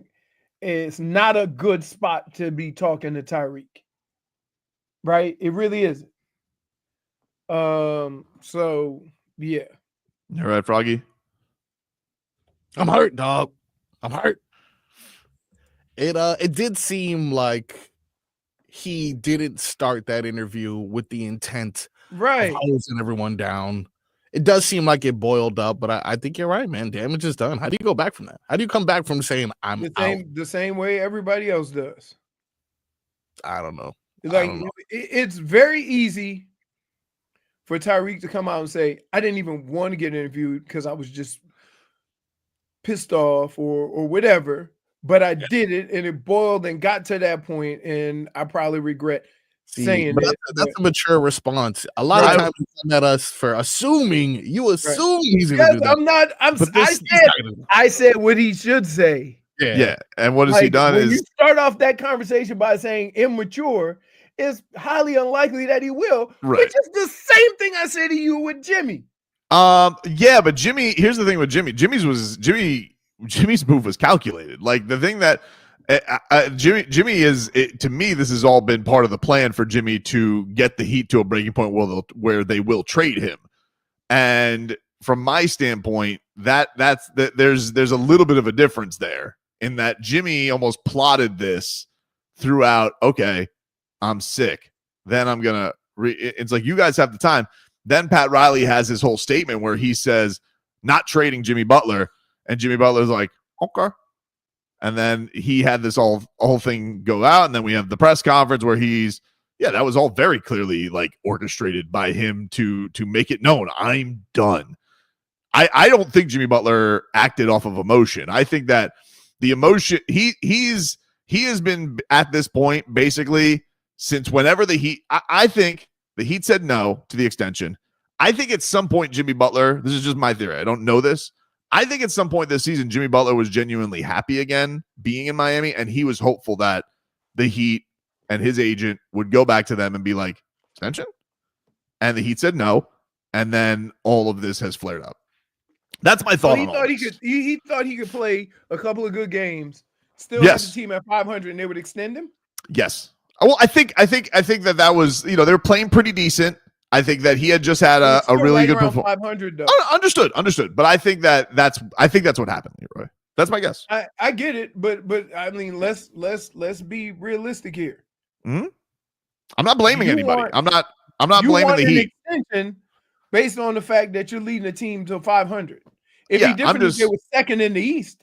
Yeah, I'm not blaming the Heat for not changing their stance. I know, like, they wanted an available guy to be through the whole season. I'm just saying my theory as to when it all flipped for Jimmy, I don't know what game it was, but I think that he was hopeful that, I do kind of like it here. The vibes were good. Him and Tyler Hero, they're joking.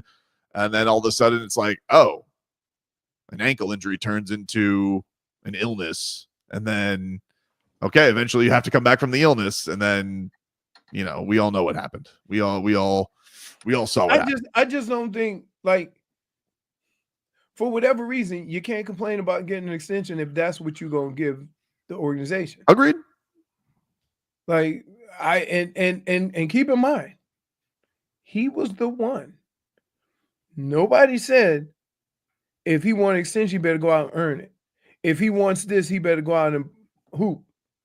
Jimmy Butler said that. I'm going to go out and hoop. I'm going to go out. You see what I'm saying? I think Pat Riley said to him, I want you to play more games. When the games started adding up when he wasn't playing, then he realized, I ain't going to do it anyway, so I might as well just get out of here. Right? Like, it's like, you already missed the first 10 questions of the test. I think, yeah. And I would just exactly racking your brain during the rest of the test. 100%. I think it's from both sides. I think the Heat probably looked at it and been like, we know where this is at. We're kind of done. It's bad that it's ended so venomous, but I think they both have just kind of reached their expiration date. You don't want to pay me. We're kind of tired of the paying you for the guessing game. You were incredible, but it seems like it's probably reached its limit, which maybe it probably has. At best, it's got one more year in it. We're not going to pay you till you're 37. He's like, cool, send me somewhere where I will. And I think on his end probably feels like the Heat haven't really tried that hard, but I think really with nobody wants him. I think the pairing is, I don't think people want him. I think that's the thing. Like there was a report this week, everybody was saying Warriors. The word out of the Warriors was the locker room doesn't want him. The players in there don't want him.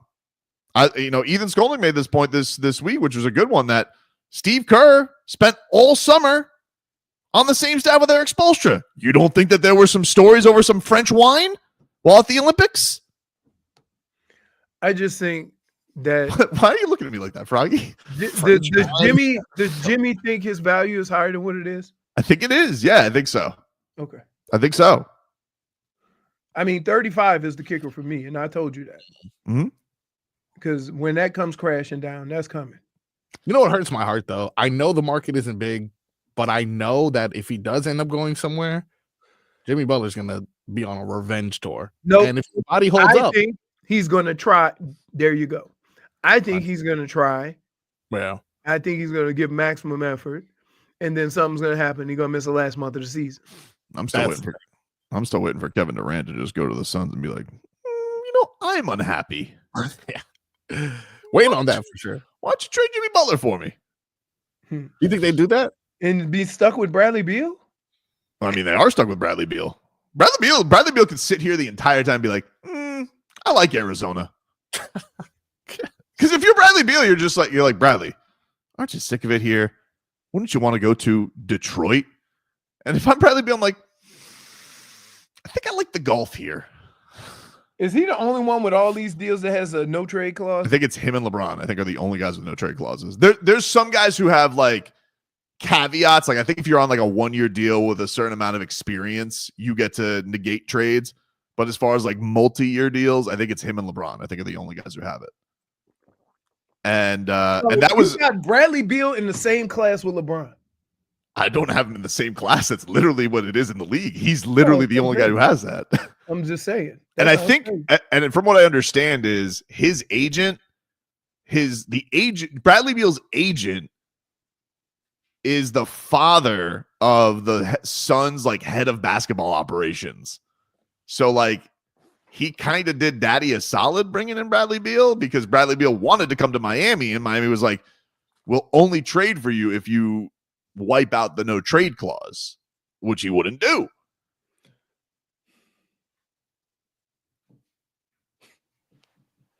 I don't want Bradley Beal. I don't want Bradley Beal either.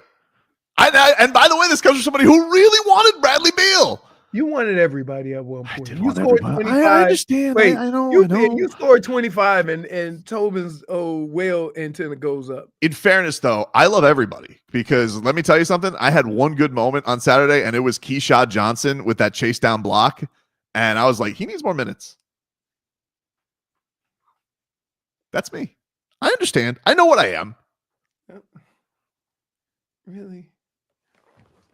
All right. Timbo says that Tobin wants Fat Boy Zion. I could be talked into it. No. I'd have a conversation. You know what I need? I need an active participant. That hammy right. I do agree with your point last week, though, about the lifestyle down here. You want to talk about BBLs. Because we'll run into him at Half Moon every morning. Oh, that's a full moon, dude. The usual. You want the usual? Yeah. We got a box of those things there. Take a break. We'll mix things up coming up next.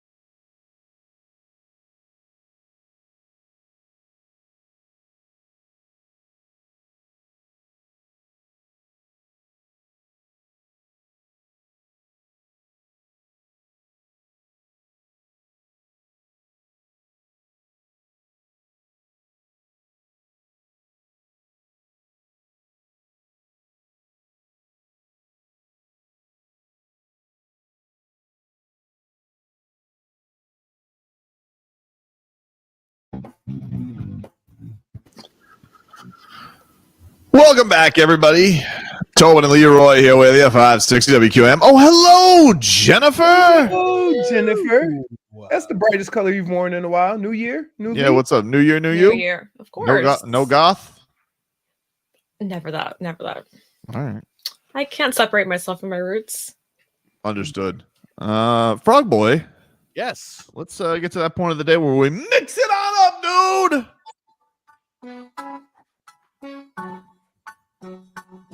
The mixed bag is brought to you by Frog Boii's Dead Man Shoes.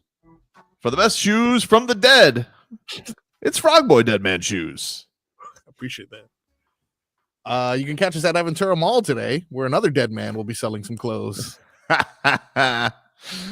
He's like posting on social media. He's like, "Oh, what's next for the cheetah?" It's like, bro, you're not a reality show. Like, shut up, dude. Shut up. Like, remember when he had a podcast?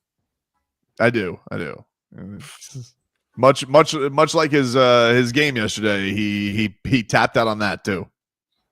Yeah, seems to be a common theme. That gives me the heebie-jeebies, Leroy. Very, very uncomfortable saying that about somebody. Most athletes brag about how competitive they are.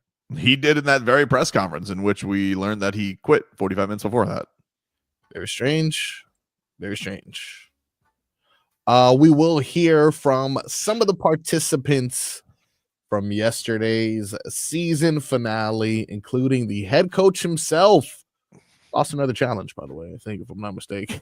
Bro, that guy, I got the things that I got mad about yesterday. This is why I'm not a reasonable person, because the things that I got mad about, that's why. The things I got mad about yesterday, the things I was most furious with was one, Tua Tagovailoa wearing a poncho just because he was cold. And I'm like, wear something that looks less, all the stuff going on in football. My first message is, hey, Tua, enough with the poncho.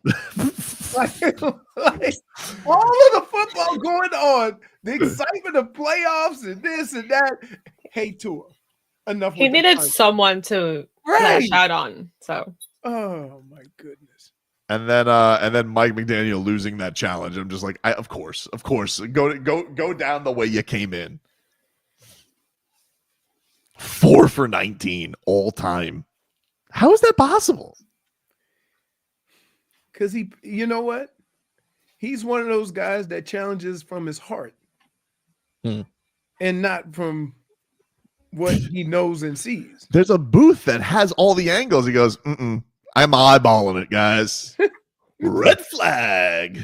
And the glasses are so thick his eyeballs are upside down, but he can see. All right, so what do you got for us, Marcos? We will start with Mike McDaniel. A lot of things to answer yesterday. One of them being whether or not 8-9 is acceptable for this Miami Dolphins team. This is the head coach after yesterday's game. We're approaching this year like 8-9 was good enough. This was an important game for us to just handle our business from a tonality standpoint. Unable to undo the previous misgivings of the season, and we didn't do it. And that's it's disappointing to say the least. So that you take that for what it is, and then you have to take hard looks at a lot of things, which will begin that process tomorrow. I mean, can I be honest with you? Yeah.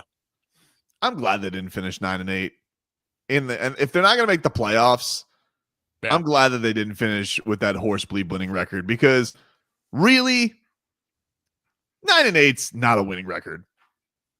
Especially when every single time, because it would have been 5 straight seasons of winning record. But 3 of those are 9-8s where they were 8-8 to make themselves 9-8. And to me, that just feels like you were 500, but you put a hood ornament on it. You know, like they're not really winning seasons. You know, you would have. What? It would have been right on the PR. Of course, 5 straight winning seasons for the Miami Dolphins. But really, I think from now on, here's my caveat. You win 9 games. You want me to be impressed with it, you got to win a playoff game. Otherwise, I just want to hear about 10-win seasons from here on out. That's the bar for me. It didn't matter for Brian Flores. You fired him for 9 wins. I don't want to hear about 9-win seasons anymore. 9-win seasons are 500 seasons in my eyes. And by the way, soon they will be because they'll go to 18 games. And then what? Are you going to try and tell me, oh, that's 5 straight 9-win seasons? So I'm glad that they didn't finish with 9 wins. You hear me, Leroy? Like you get it, right? It's not a winning season. Like too many caveats for me, dog. Fair enough. What did like, you have so many twists and turns with what is good and what isn't or whatever. It makes sense though, like, dude. I will not celebrate. There's playoff teams that are 9-8. Playoff teams though. Are there? Did anybody make it in 9-8? I guess Denver. Oh, Denver. Denver's the only one. Yeah. The Rams. Oh, Denver's 10-7. I take that back. The Rams. The Rams are also 10-7. Oh, I know who. Houston. Ooh. Nope. 10 wins. 10-7. There's no 9-8 playoff teams? No 9-8 playoff teams this year. All right. Anyway, what else you got, Froggy? Chargers win 11-6. Yeah, they did. Harbaugh, dude. He's a culture changer. That's rough. That is rough to hear. Where Stephen Ross got yelled at for tracking him down in a private jet. Look at that. Look at that.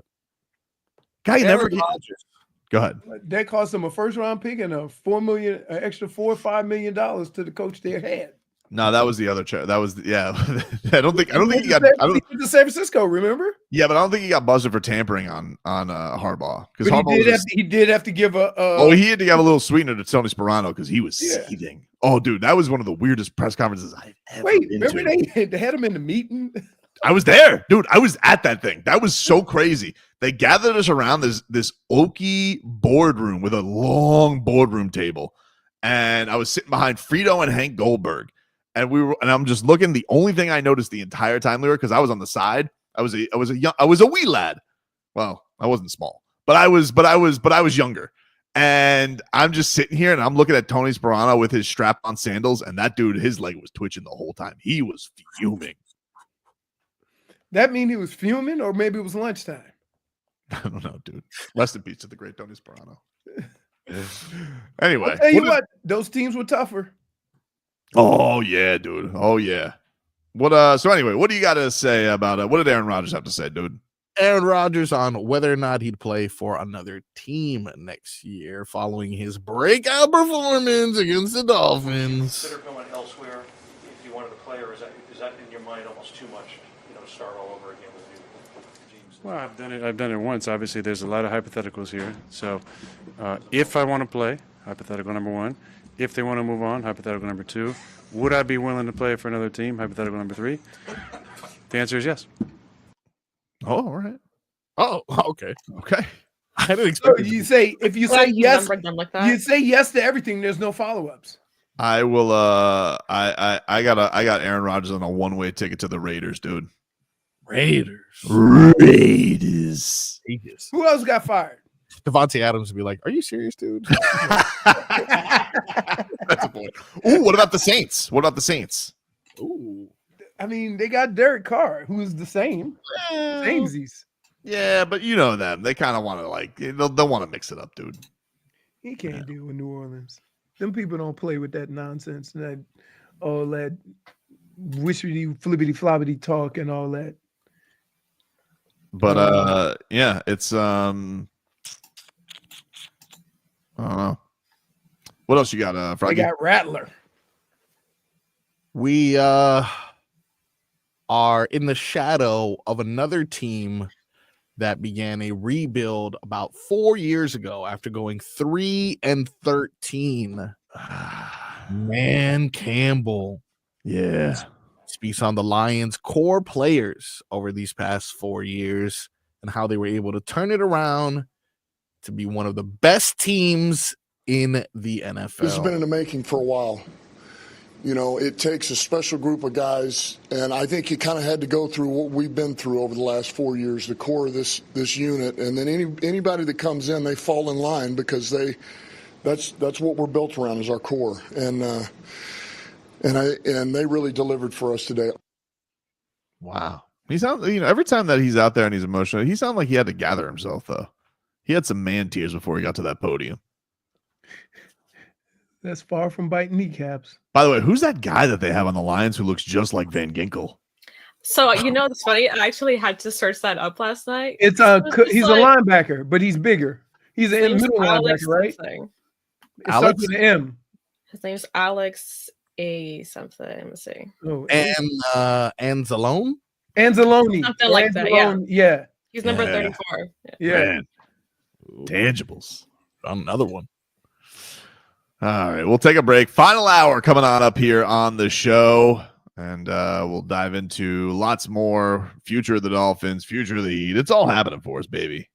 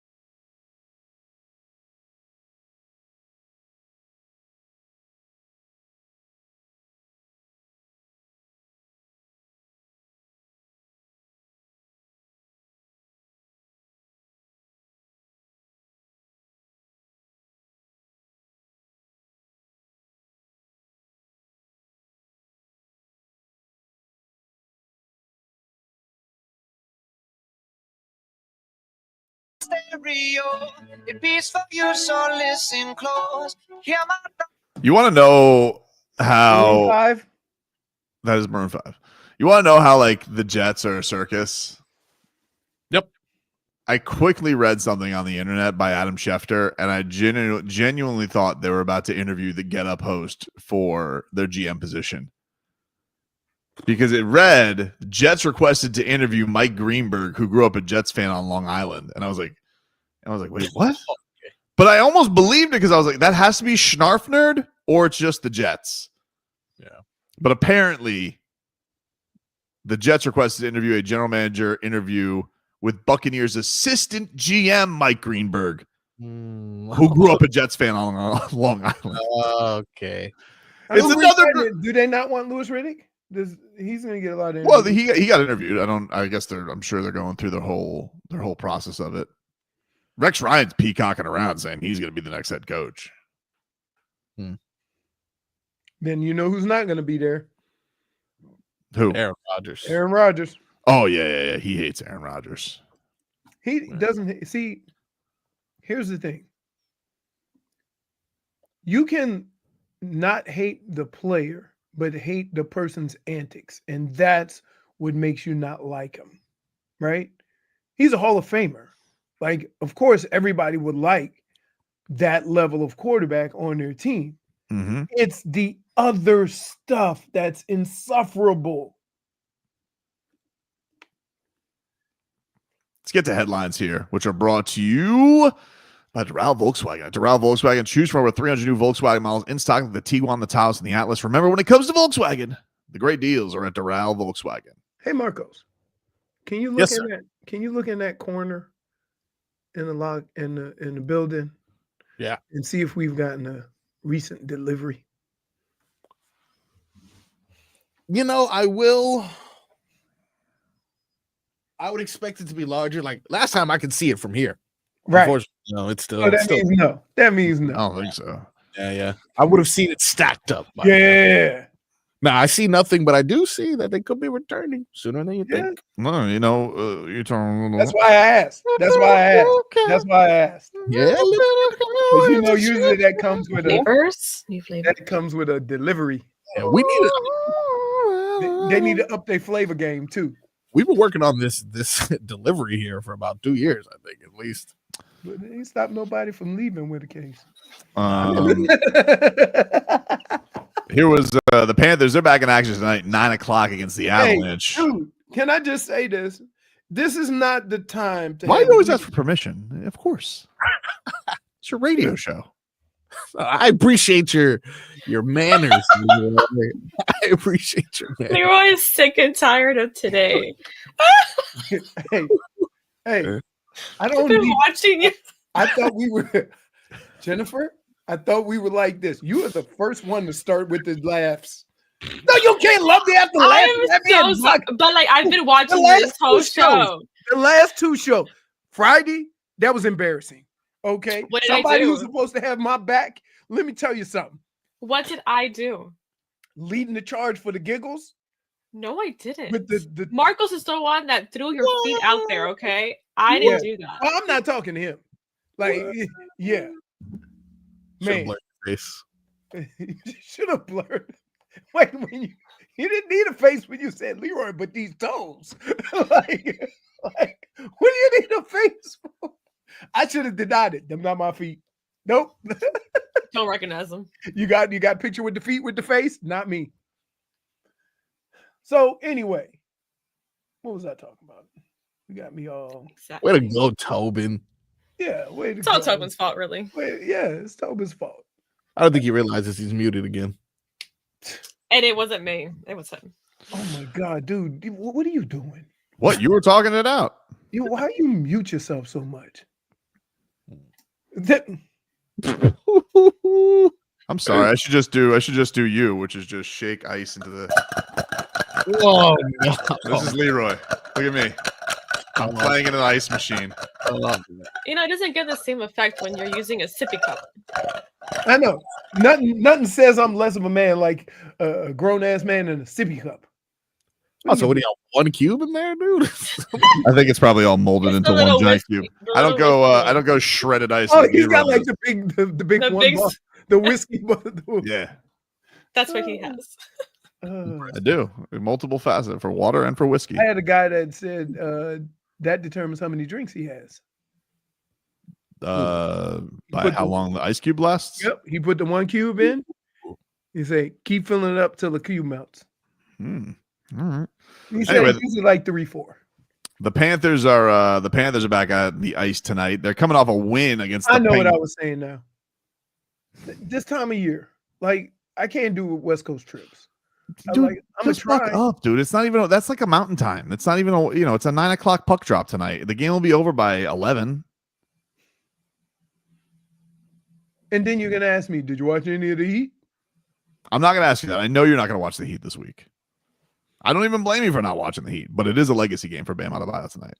I want to watch because there was no two people more excited when we got the young guys and the length and Nico coming back and Nico balling and he got Kalel and we were so excited. Yeah, well, I don't like Erik Spoelstra right now because he teased us and he said in the pregame, I got a surprise coming in the starting lineup.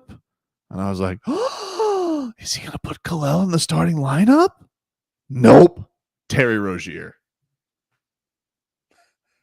Thanks, Spo. Not a surprise, by the way.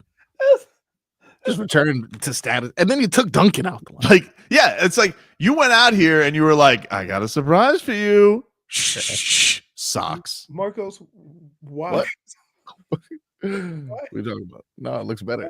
No, that looks so much worse. No, that's the dog.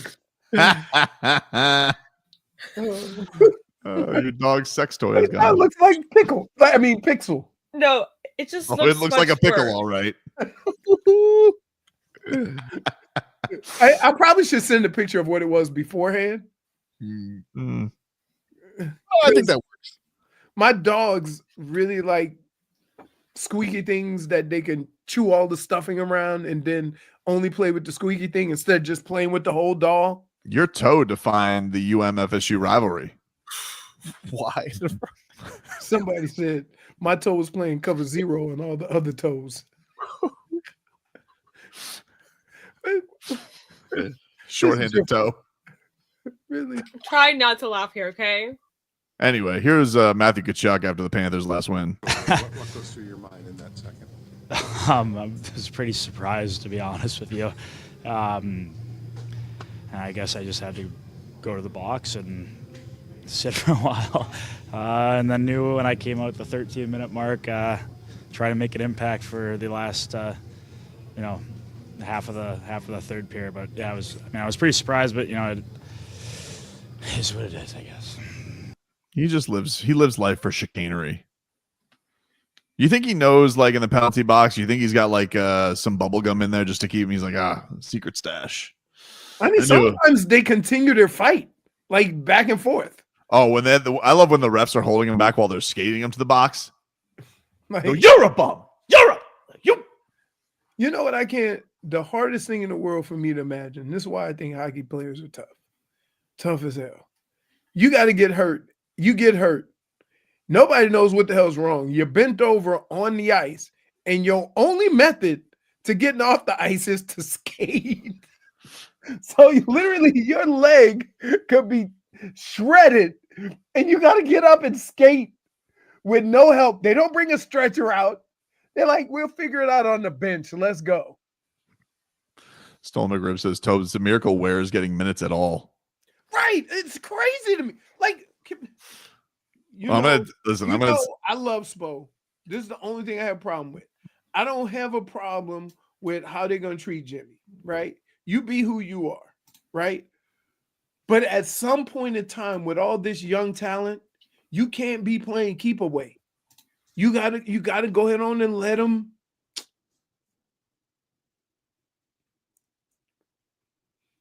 What got you? Leroy is feeling terrific today. It's because you were called Erik Spoelstra. Okay. This is your fault, Marcos.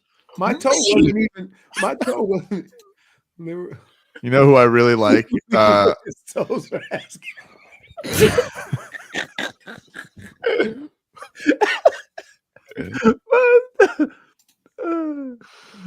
I just really thought we were going to get a little bit more of a surprise in the starting lineup and not Terry Tozier. Oh, see, that's not funny. That's not funny. Why did they all laugh?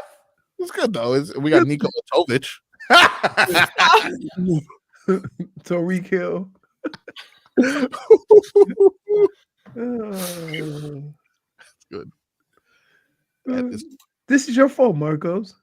Yeah, I'm so sorry. I didn't expect it to grow to this. Yep. Smoke would rather play J Fig at 5'10 than 7-footer in the starting lineup. By the way, that 5'10. that would He must have added that 0 by accident. I was getting ready to say, that's taking a couple of liberties. 5'10. She's a solid scatterbo. I am. Vlad's- I'm taller than him. Vlad says, "Are you guys excited tonight for Heat versus Sacramento?" Vlad, that's from you. Wow. We'll take a break. Oh, Back after this. When you cute.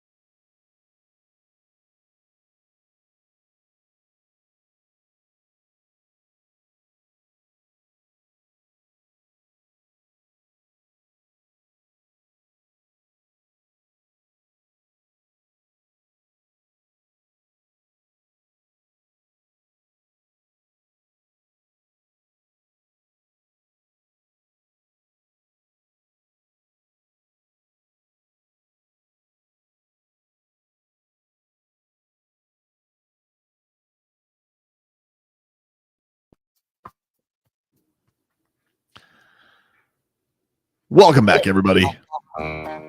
Tobin and Leroy here with you, 560 WQAM. Take you up until 2 here on the program.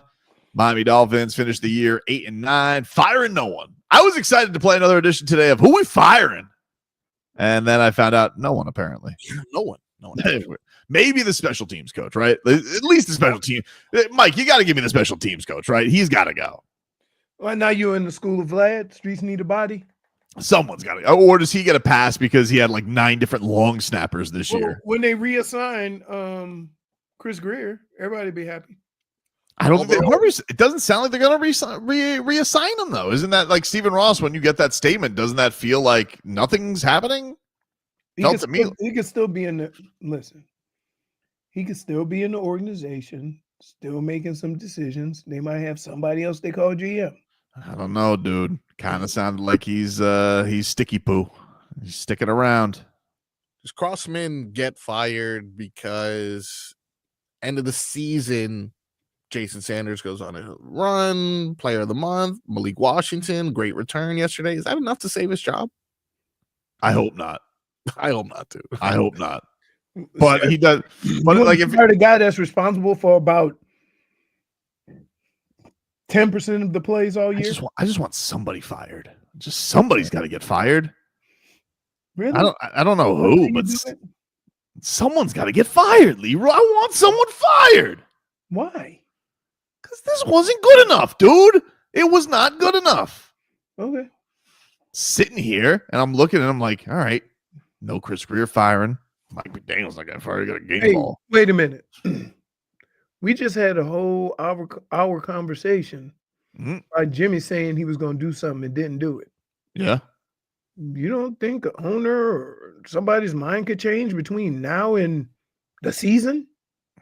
You think after putting out an official statement, you think he's going to go? He put out an official statement too, and guess what? Now Jimmy Butler's suspended. No backsies, dude. Jimmy Butler likes chaos. Stephen Ross hates firing people. He's loyal to a fault. He is loyal to a fault. I don't know. And it's then not the worst thing, though. That trait is not the worst thing. Brandon Meadows says, Tobin, you might be lashing out. Yo, you think?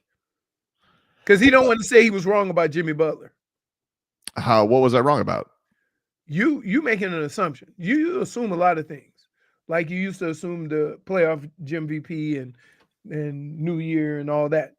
You're assuming that if they would have gave Jimmy the money, he would have been playing better or different now. He wouldn't have made a stink. But it doesn't mean you would have got, playoff Jimmy from 2 years ago. Well, you can't say I'm wrong about that because we don't know. Boxed in. But if you're gonna pay that extension, shouldn't you know? Doesn't matter. You can't know that I'm wrong about it. Shouldn't you know though? It doesn't matter though. You can't say I'm wrong about that because it didn't happen. So you're saying this Jimmy situation and how he's been missing games the last couple of years is because they wouldn't extend him?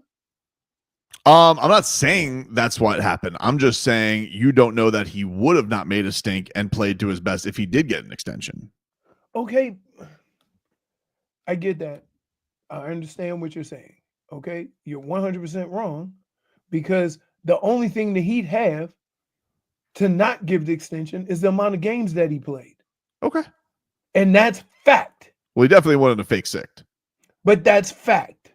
Okay. But he would. And what about, okay, you think this came to a head? Jimmy talking about how he was going to play and what he was going to do and not doing it? Mm-hmm. You think that played a big role in everybody reacting the way they have? They said they weren't going to pay him last summer. Like, you can't act like them not paying him. Like, they said flat out last summer that they weren't going to pay him. He knew that going into this year. I know that he did. Okay. I know that he did. I question, this is what I think. I think behind closed doors, Jimmy asked for a trade when they said they weren't going to extend him. I agree. Okay. I think they were pushing for it this summer, and the Heat were like, no. And then I think that they came into the season, they kind of were making the best of it. And then I think that he was hopeful. No. And then all of a sudden, he got the BGs. The world's longest BGs. The world's longest BGs, dude. while we all saw him hurt his ankle. And he's like, this could be bad for my next team. I'm sick. Then I got to recondition. But eventually you got to come back to work. That's what's crazy. Recondition. Yep. That's almost an insult to Jimmy. Oh, man. Crazy times down here. But anyway, no, I don't think Stephen Ross is going to go backsies on his statement. He wouldn't be going backsies. He wouldn't be? No. How is that not going backsies? If you say somebody's coming back the next year. Okay. I already explained it. What if Chris Grier becomes an advisor and you hire a new GM? He wasn't fired. He's still getting his money. He's still part of the organization. But somebody else is on the day-to-day. Did he go back on his word? Nobody got fired. Let's see exactly what he said. We look forward. Let me see. As we look now towards 2025, our football operations will continue to be led by Chris Grier and Mike McDaniel with my full support. No backsies, dude. Yeah, well, he could have a different role and still be led. If can he? Like, yeah. What? Oh yeah, yeah. He could say. So I have Todd the intern picking my guards. No, you can bring in a new GM and Chris Grier's going to get a higher fancy job title. I don't think so, dude. I think we're stuck here with them. Okay. We're stuck here with Chris Grier. We're stuck here with Mike McDaniel's long-winded answers, and we're stuck here with Tua and his body of operation. Remember when he said he was a shortstop? Do I remember that? You mean the time that he told me that it's not easy catching a ball while you're sitting on your couch eating chips, and then all he did the last 2 games was sit on the bench eating chips? Great, dude. Wow. What a year of memorable quotes. We have you guys are much more worried about the offensive line than we are. We have the 24-minute meeting thing. It was an arrogance. It was an unearned arrogance from all parties around. The only person who showed up with a lunch pail, well, 2 people, lunch pail, hard hat, Zach Sealer, Calais Campbell. That's right. Everybody else, we're doing enough. We're going to just show up and we're going to beat the Bills. Yeah, great. Jonnu Smith, he had a pretty good season. Jonnu Smith too, but nobody knew that from John. Everybody was like, "Yeah, what's Jonnu Smith going to do?" Pause up. Great for him. Nice surprise. Broke all the records. Great. Yeah. But you want to know something? Here's the facts about it, Jack. Oh, in your 3 statement games this year, 0-3. Week 2 against the Bills, Thanksgiving against the Packers, and a must-win against the Texans. 3 poop the bed performances. All of you. The lot of you. And all you have to throw at me are stat stuffers from Tua in the second half when that game was over. Ridiculous. I got you. Underwhelming, uninspiring. So everybody better get their asses in the lab. Get me some fat-ass guards. I better have a fat Tua coming back because we are going to look like the most lethargic Big Ten team when we come back. That's what I want. And you better get me a receiver that's over 5'10". You better get me a receiver over 5'10".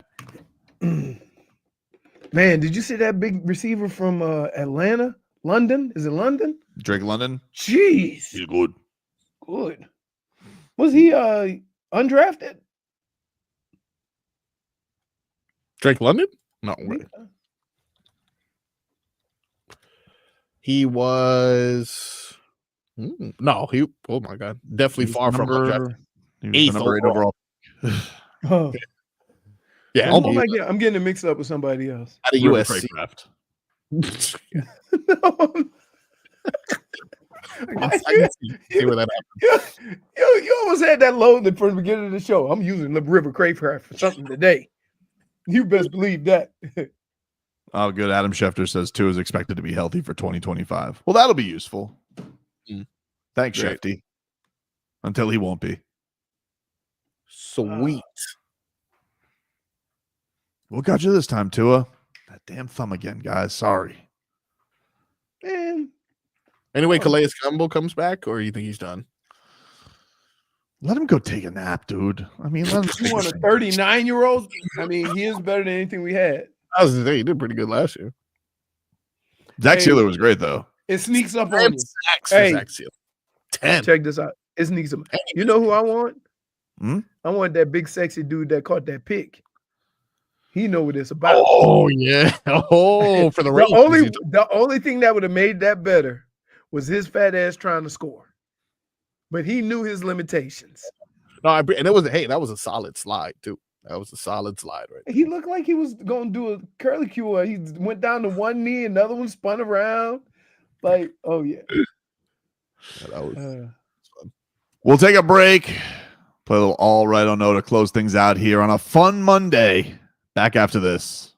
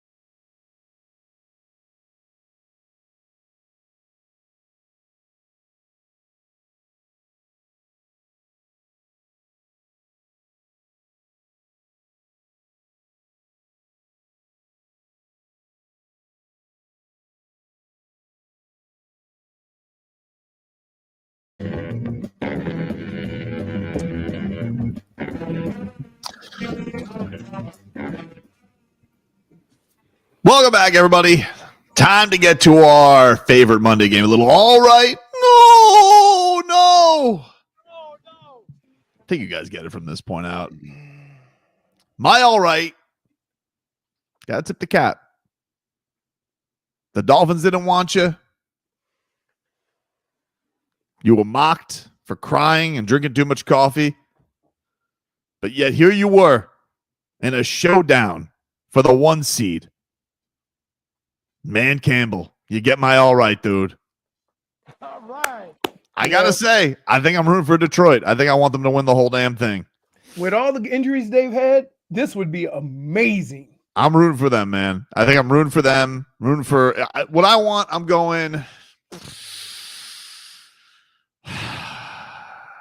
I want a Detroit-Baltimore Super Bowl. That's the what I Super Bowl want. to be the most exciting will be Detroit trying to get their first versus Kansas City trying to get 3 in a row. Yeah. That would be the biggest hype. Ugh, sick of the Chiefs, but they're definitely going to get back to the Super Bowl.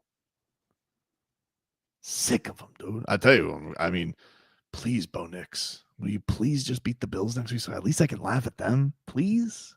It's a pathetic laugh, but, you know, I need something. I still got to do my petty watch rankings for this, but I think the team I am absolutely rooting for is the Lions, followed by the Ravens. So they got my oh no.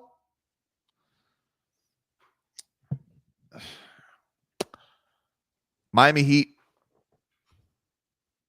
I know you've been embroiled in controversy, and I'm not here to talk about that. What you guys did to me on Saturday night in front of my little boy was thoroughly embarrassing. You got dish-ragged by a 7-win Utah Jazz team. And I sat there and I was like, I'm losing him to soccer forever. This is awful. This is awful. The Panthers didn't do that. How long did you stay? If I'm honest, 3 quarters. Okay. We were rats off a ship. 3 quarters too long. You start thinking about that traffic. Nah, he was getting tight. I'm like, hey, you want to go? He goes, yeah. But to be fair, did not leave the arena hating the Heat. He hates the Jazz now. Yeah. But that doesn't mean It's a family trait. It's a good way of looking at it. but Trait.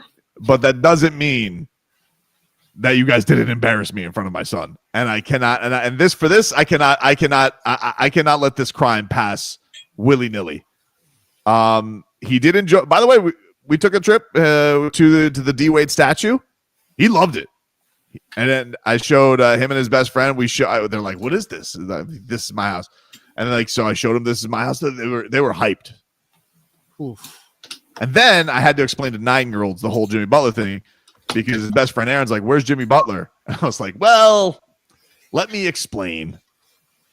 And then they were very confused because Jimmy Butler's pictures are all over the arena, and then he's in the intro video. Well, they're like, "Why didn't they cut him out of that?" I'm like, "Well, he's technically not off the team. He's just suspended, And they're like, "Well, whose fault is it?" I'm like, "Well, they didn't see eye to eye. You got to explain these because 9-year-olds see the world very, very bluntly." So, anyway, you guys embarrassed me in front of the kids, Miami Heat. I could only wish to hear the commentary that night. I had to be very good with my language, J-Fig, because I wanted to curse a lot when they gave up Nothing that. slipped? Nope. I went hands, and I had Mrs. Tobin there. She slapped me upside the head if I said a no word in front of somebody. Anyway, Leroy, you're all right. You're all no. My all right goes to the hype surrounding which should have been one of the greatest regular season games of our day. 2 teams fighting for either a first week bye or the 5th seed and having to travel the whole playoffs. It started off close. It was a tickle fight early, field goals, and then got to tell you, Detroit does what Detroit does. And so The hype was good. I was front and center. One of them games you watch, even the national anthem, because you don't want to miss the first kickoff. Like, I was excited to see that game. So, but kudos to two teams that in the same division. Like, yeah, that's never happened before. So it was cool to watch. My oh no. Mm-hmm. How can I put this? I'm disappointed that there's a lot of people in this city that can't just look at things for what they are, right? And I'm gonna go with the Heat and the Dolphins, right? It's unfortunate that, you're not winning as much as you would like. And the reasons are flat. They're there for you. But pride will not allow you to acknowledge those reasons. Dolphins. You should have still had Van Ginkel. It would only cost you $10 million. And that offensive line, as much as you bragged about it, as many moves as you had to make, don't try to don't come to the table with that no more. Fix it. So I'm annoyed by that, and that's why they get my oh no. I'm gonna go with the Heat. You kind of had a feeling this Jimmy thing was gonna come to a head within the next few months. Especially Pat Riley. And Pat Riley, you're normally ahead of the game. You're going to keep your cool. You lost your mind at a press conference. He didn't lose his mind. Lost his mind, dude. I mean, like, When he said Jimmy Butler needs to shut up. But you know what they say, dude? Pride cometh before the fall. Okay, but you have three people that all think that. So there's no way of working that out, right? So those are my two oh no's. I'm sad that I got to see my teams struggle like this. It's part of the sports. I'm not even throwing Tyreek in there because I really don't take anything that anybody says after the last game of the season to heart. You guys will, but I don't. If no one's got me, Barkey's got me. Barkey. J-Fig? So it's kind of funny that you and I had sort of the same all rights, oh no's, Tobin. Mm-hmm. My all right genuinely is just I'm overall very happy for the Detroit Lions, and I really hope that they go all the way. All right. But my oh no goes to Derrick Rose. Wow. He's still playing basketball? He's not. Okay. No, but he sat down in an interview and he begged the Chicago Bulls not to honor him with a statue. And I saw that. Practically hinting at our infamous, Dwyane Wade statue. I don't think Derrick Rose was getting a statue. I got to be honest with you. I mean, does anybody have a statue other than Jordan at the Bulls? That's all that should have one there. Yeah, I think like Scottie Pippen's hopes went out when Jordan came out with his it's a documentary. I'm glad that he finds that funny and nobody wants statues anymore, which by the way, it looks good in person. It has ankles. I was gonna say, hasn't he had enough? It has ankles. Statue alone. It has angles. I love that statue. And it's about the honor, not about the art. But Derrick Rose, I don't think you were getting a statue, dude. Just I don't think you were getting a statue. There's somebody else in sports. He said he would much rather have his jersey retired or whatever. Well, listen, there's not a club. I mean, Dwyane Wade has both.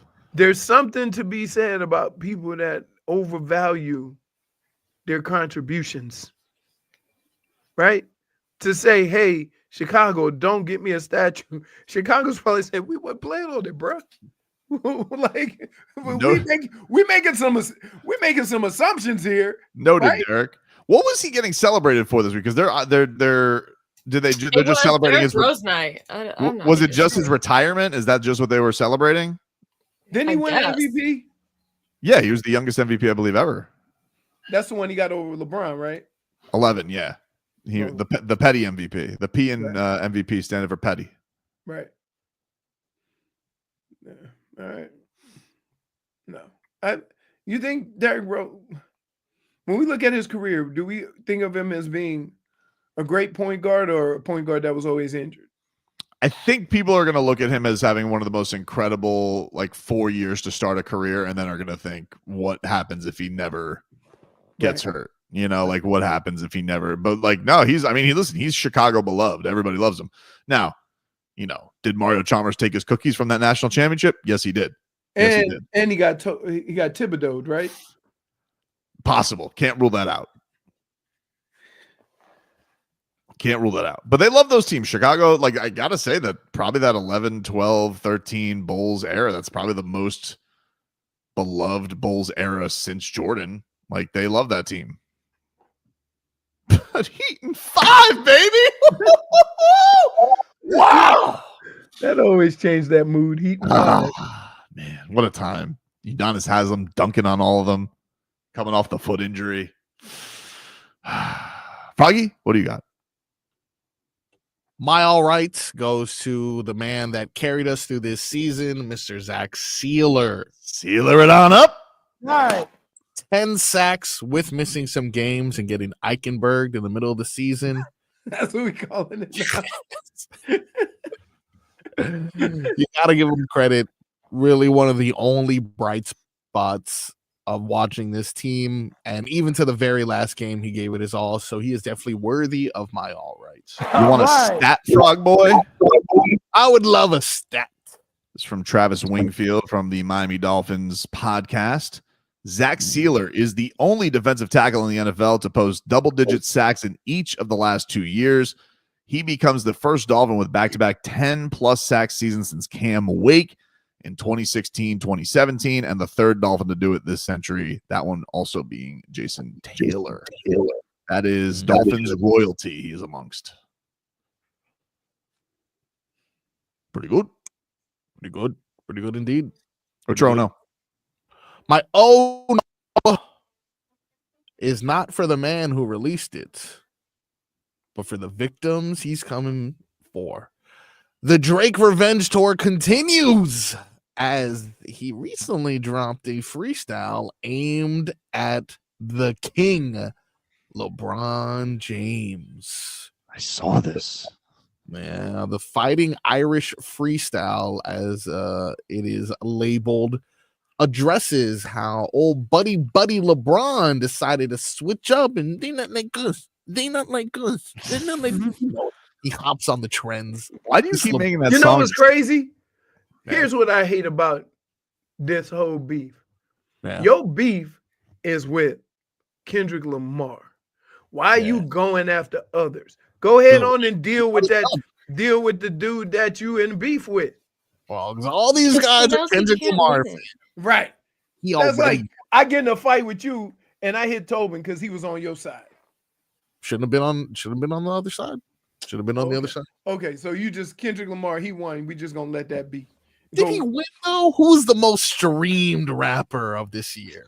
You think that Drake should really be talking though? Okay, isn't he threatening to throw dirt on LeBron?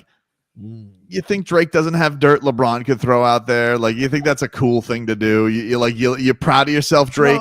Here's Dirt the thing. has He been went thrown, after though. somebody That's that the ain't thing. gonna go back at him. You see, Kendrick Lamar went scorched earth on Drake.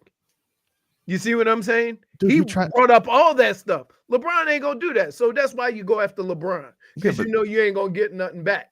Dude, you sat here in Miami like a cheerleader. You couldn't get in the Heat's locker room. You got denied to go into the locker room. There you go. Drake. That was a pass. The pass is the pass. Come on. What year was that? Not a good look, dude. Decade ago, dude. Yeah. And why does he call it the Fighting Irish freestyle? Is it about Conor McGregor? No, No, so we that just was, call him the Degrassi freestyle. No, that was LeBron's high school team. Oh, that's right. That's right. No, just call it. So when plebeians. somebody go back at Drake, we'll just call it the Degrassi, right? The 'Cause Aubrey. keep in mind, he If you can't be a thug. He can't be a thug rapper when your starting point was a television show where you were in a wheelchair. I do think though, LeBron was pretty good on the Fighting Irish at high school. Remember watching those high school It games? was on Leroy? ESPN. Oh my God, those things were amazing. Was pretty good. But kudos to Drake. Oh no to everybody else. He's coming back. Six God is coming back. Heard it here first. Oh my God. Remember that Kendrick Lamar album? Me either. I think tomorrow I really want to give you like a wet willy because you've been so annoying today. Like it's really really incredible. Okay, you're gonna tear down South Florida sports, and I'm the one who gets. I didn't tear anything down. And by the way, I didn't tear anything down. Okay, all right. But Bam, you got a legacy game tonight, dude. Oh Legacy. my goodness. Legacy game. It's on the line. We'll talk to you rascals tomorrow. See y'all when I see y'all. Afternoons, unless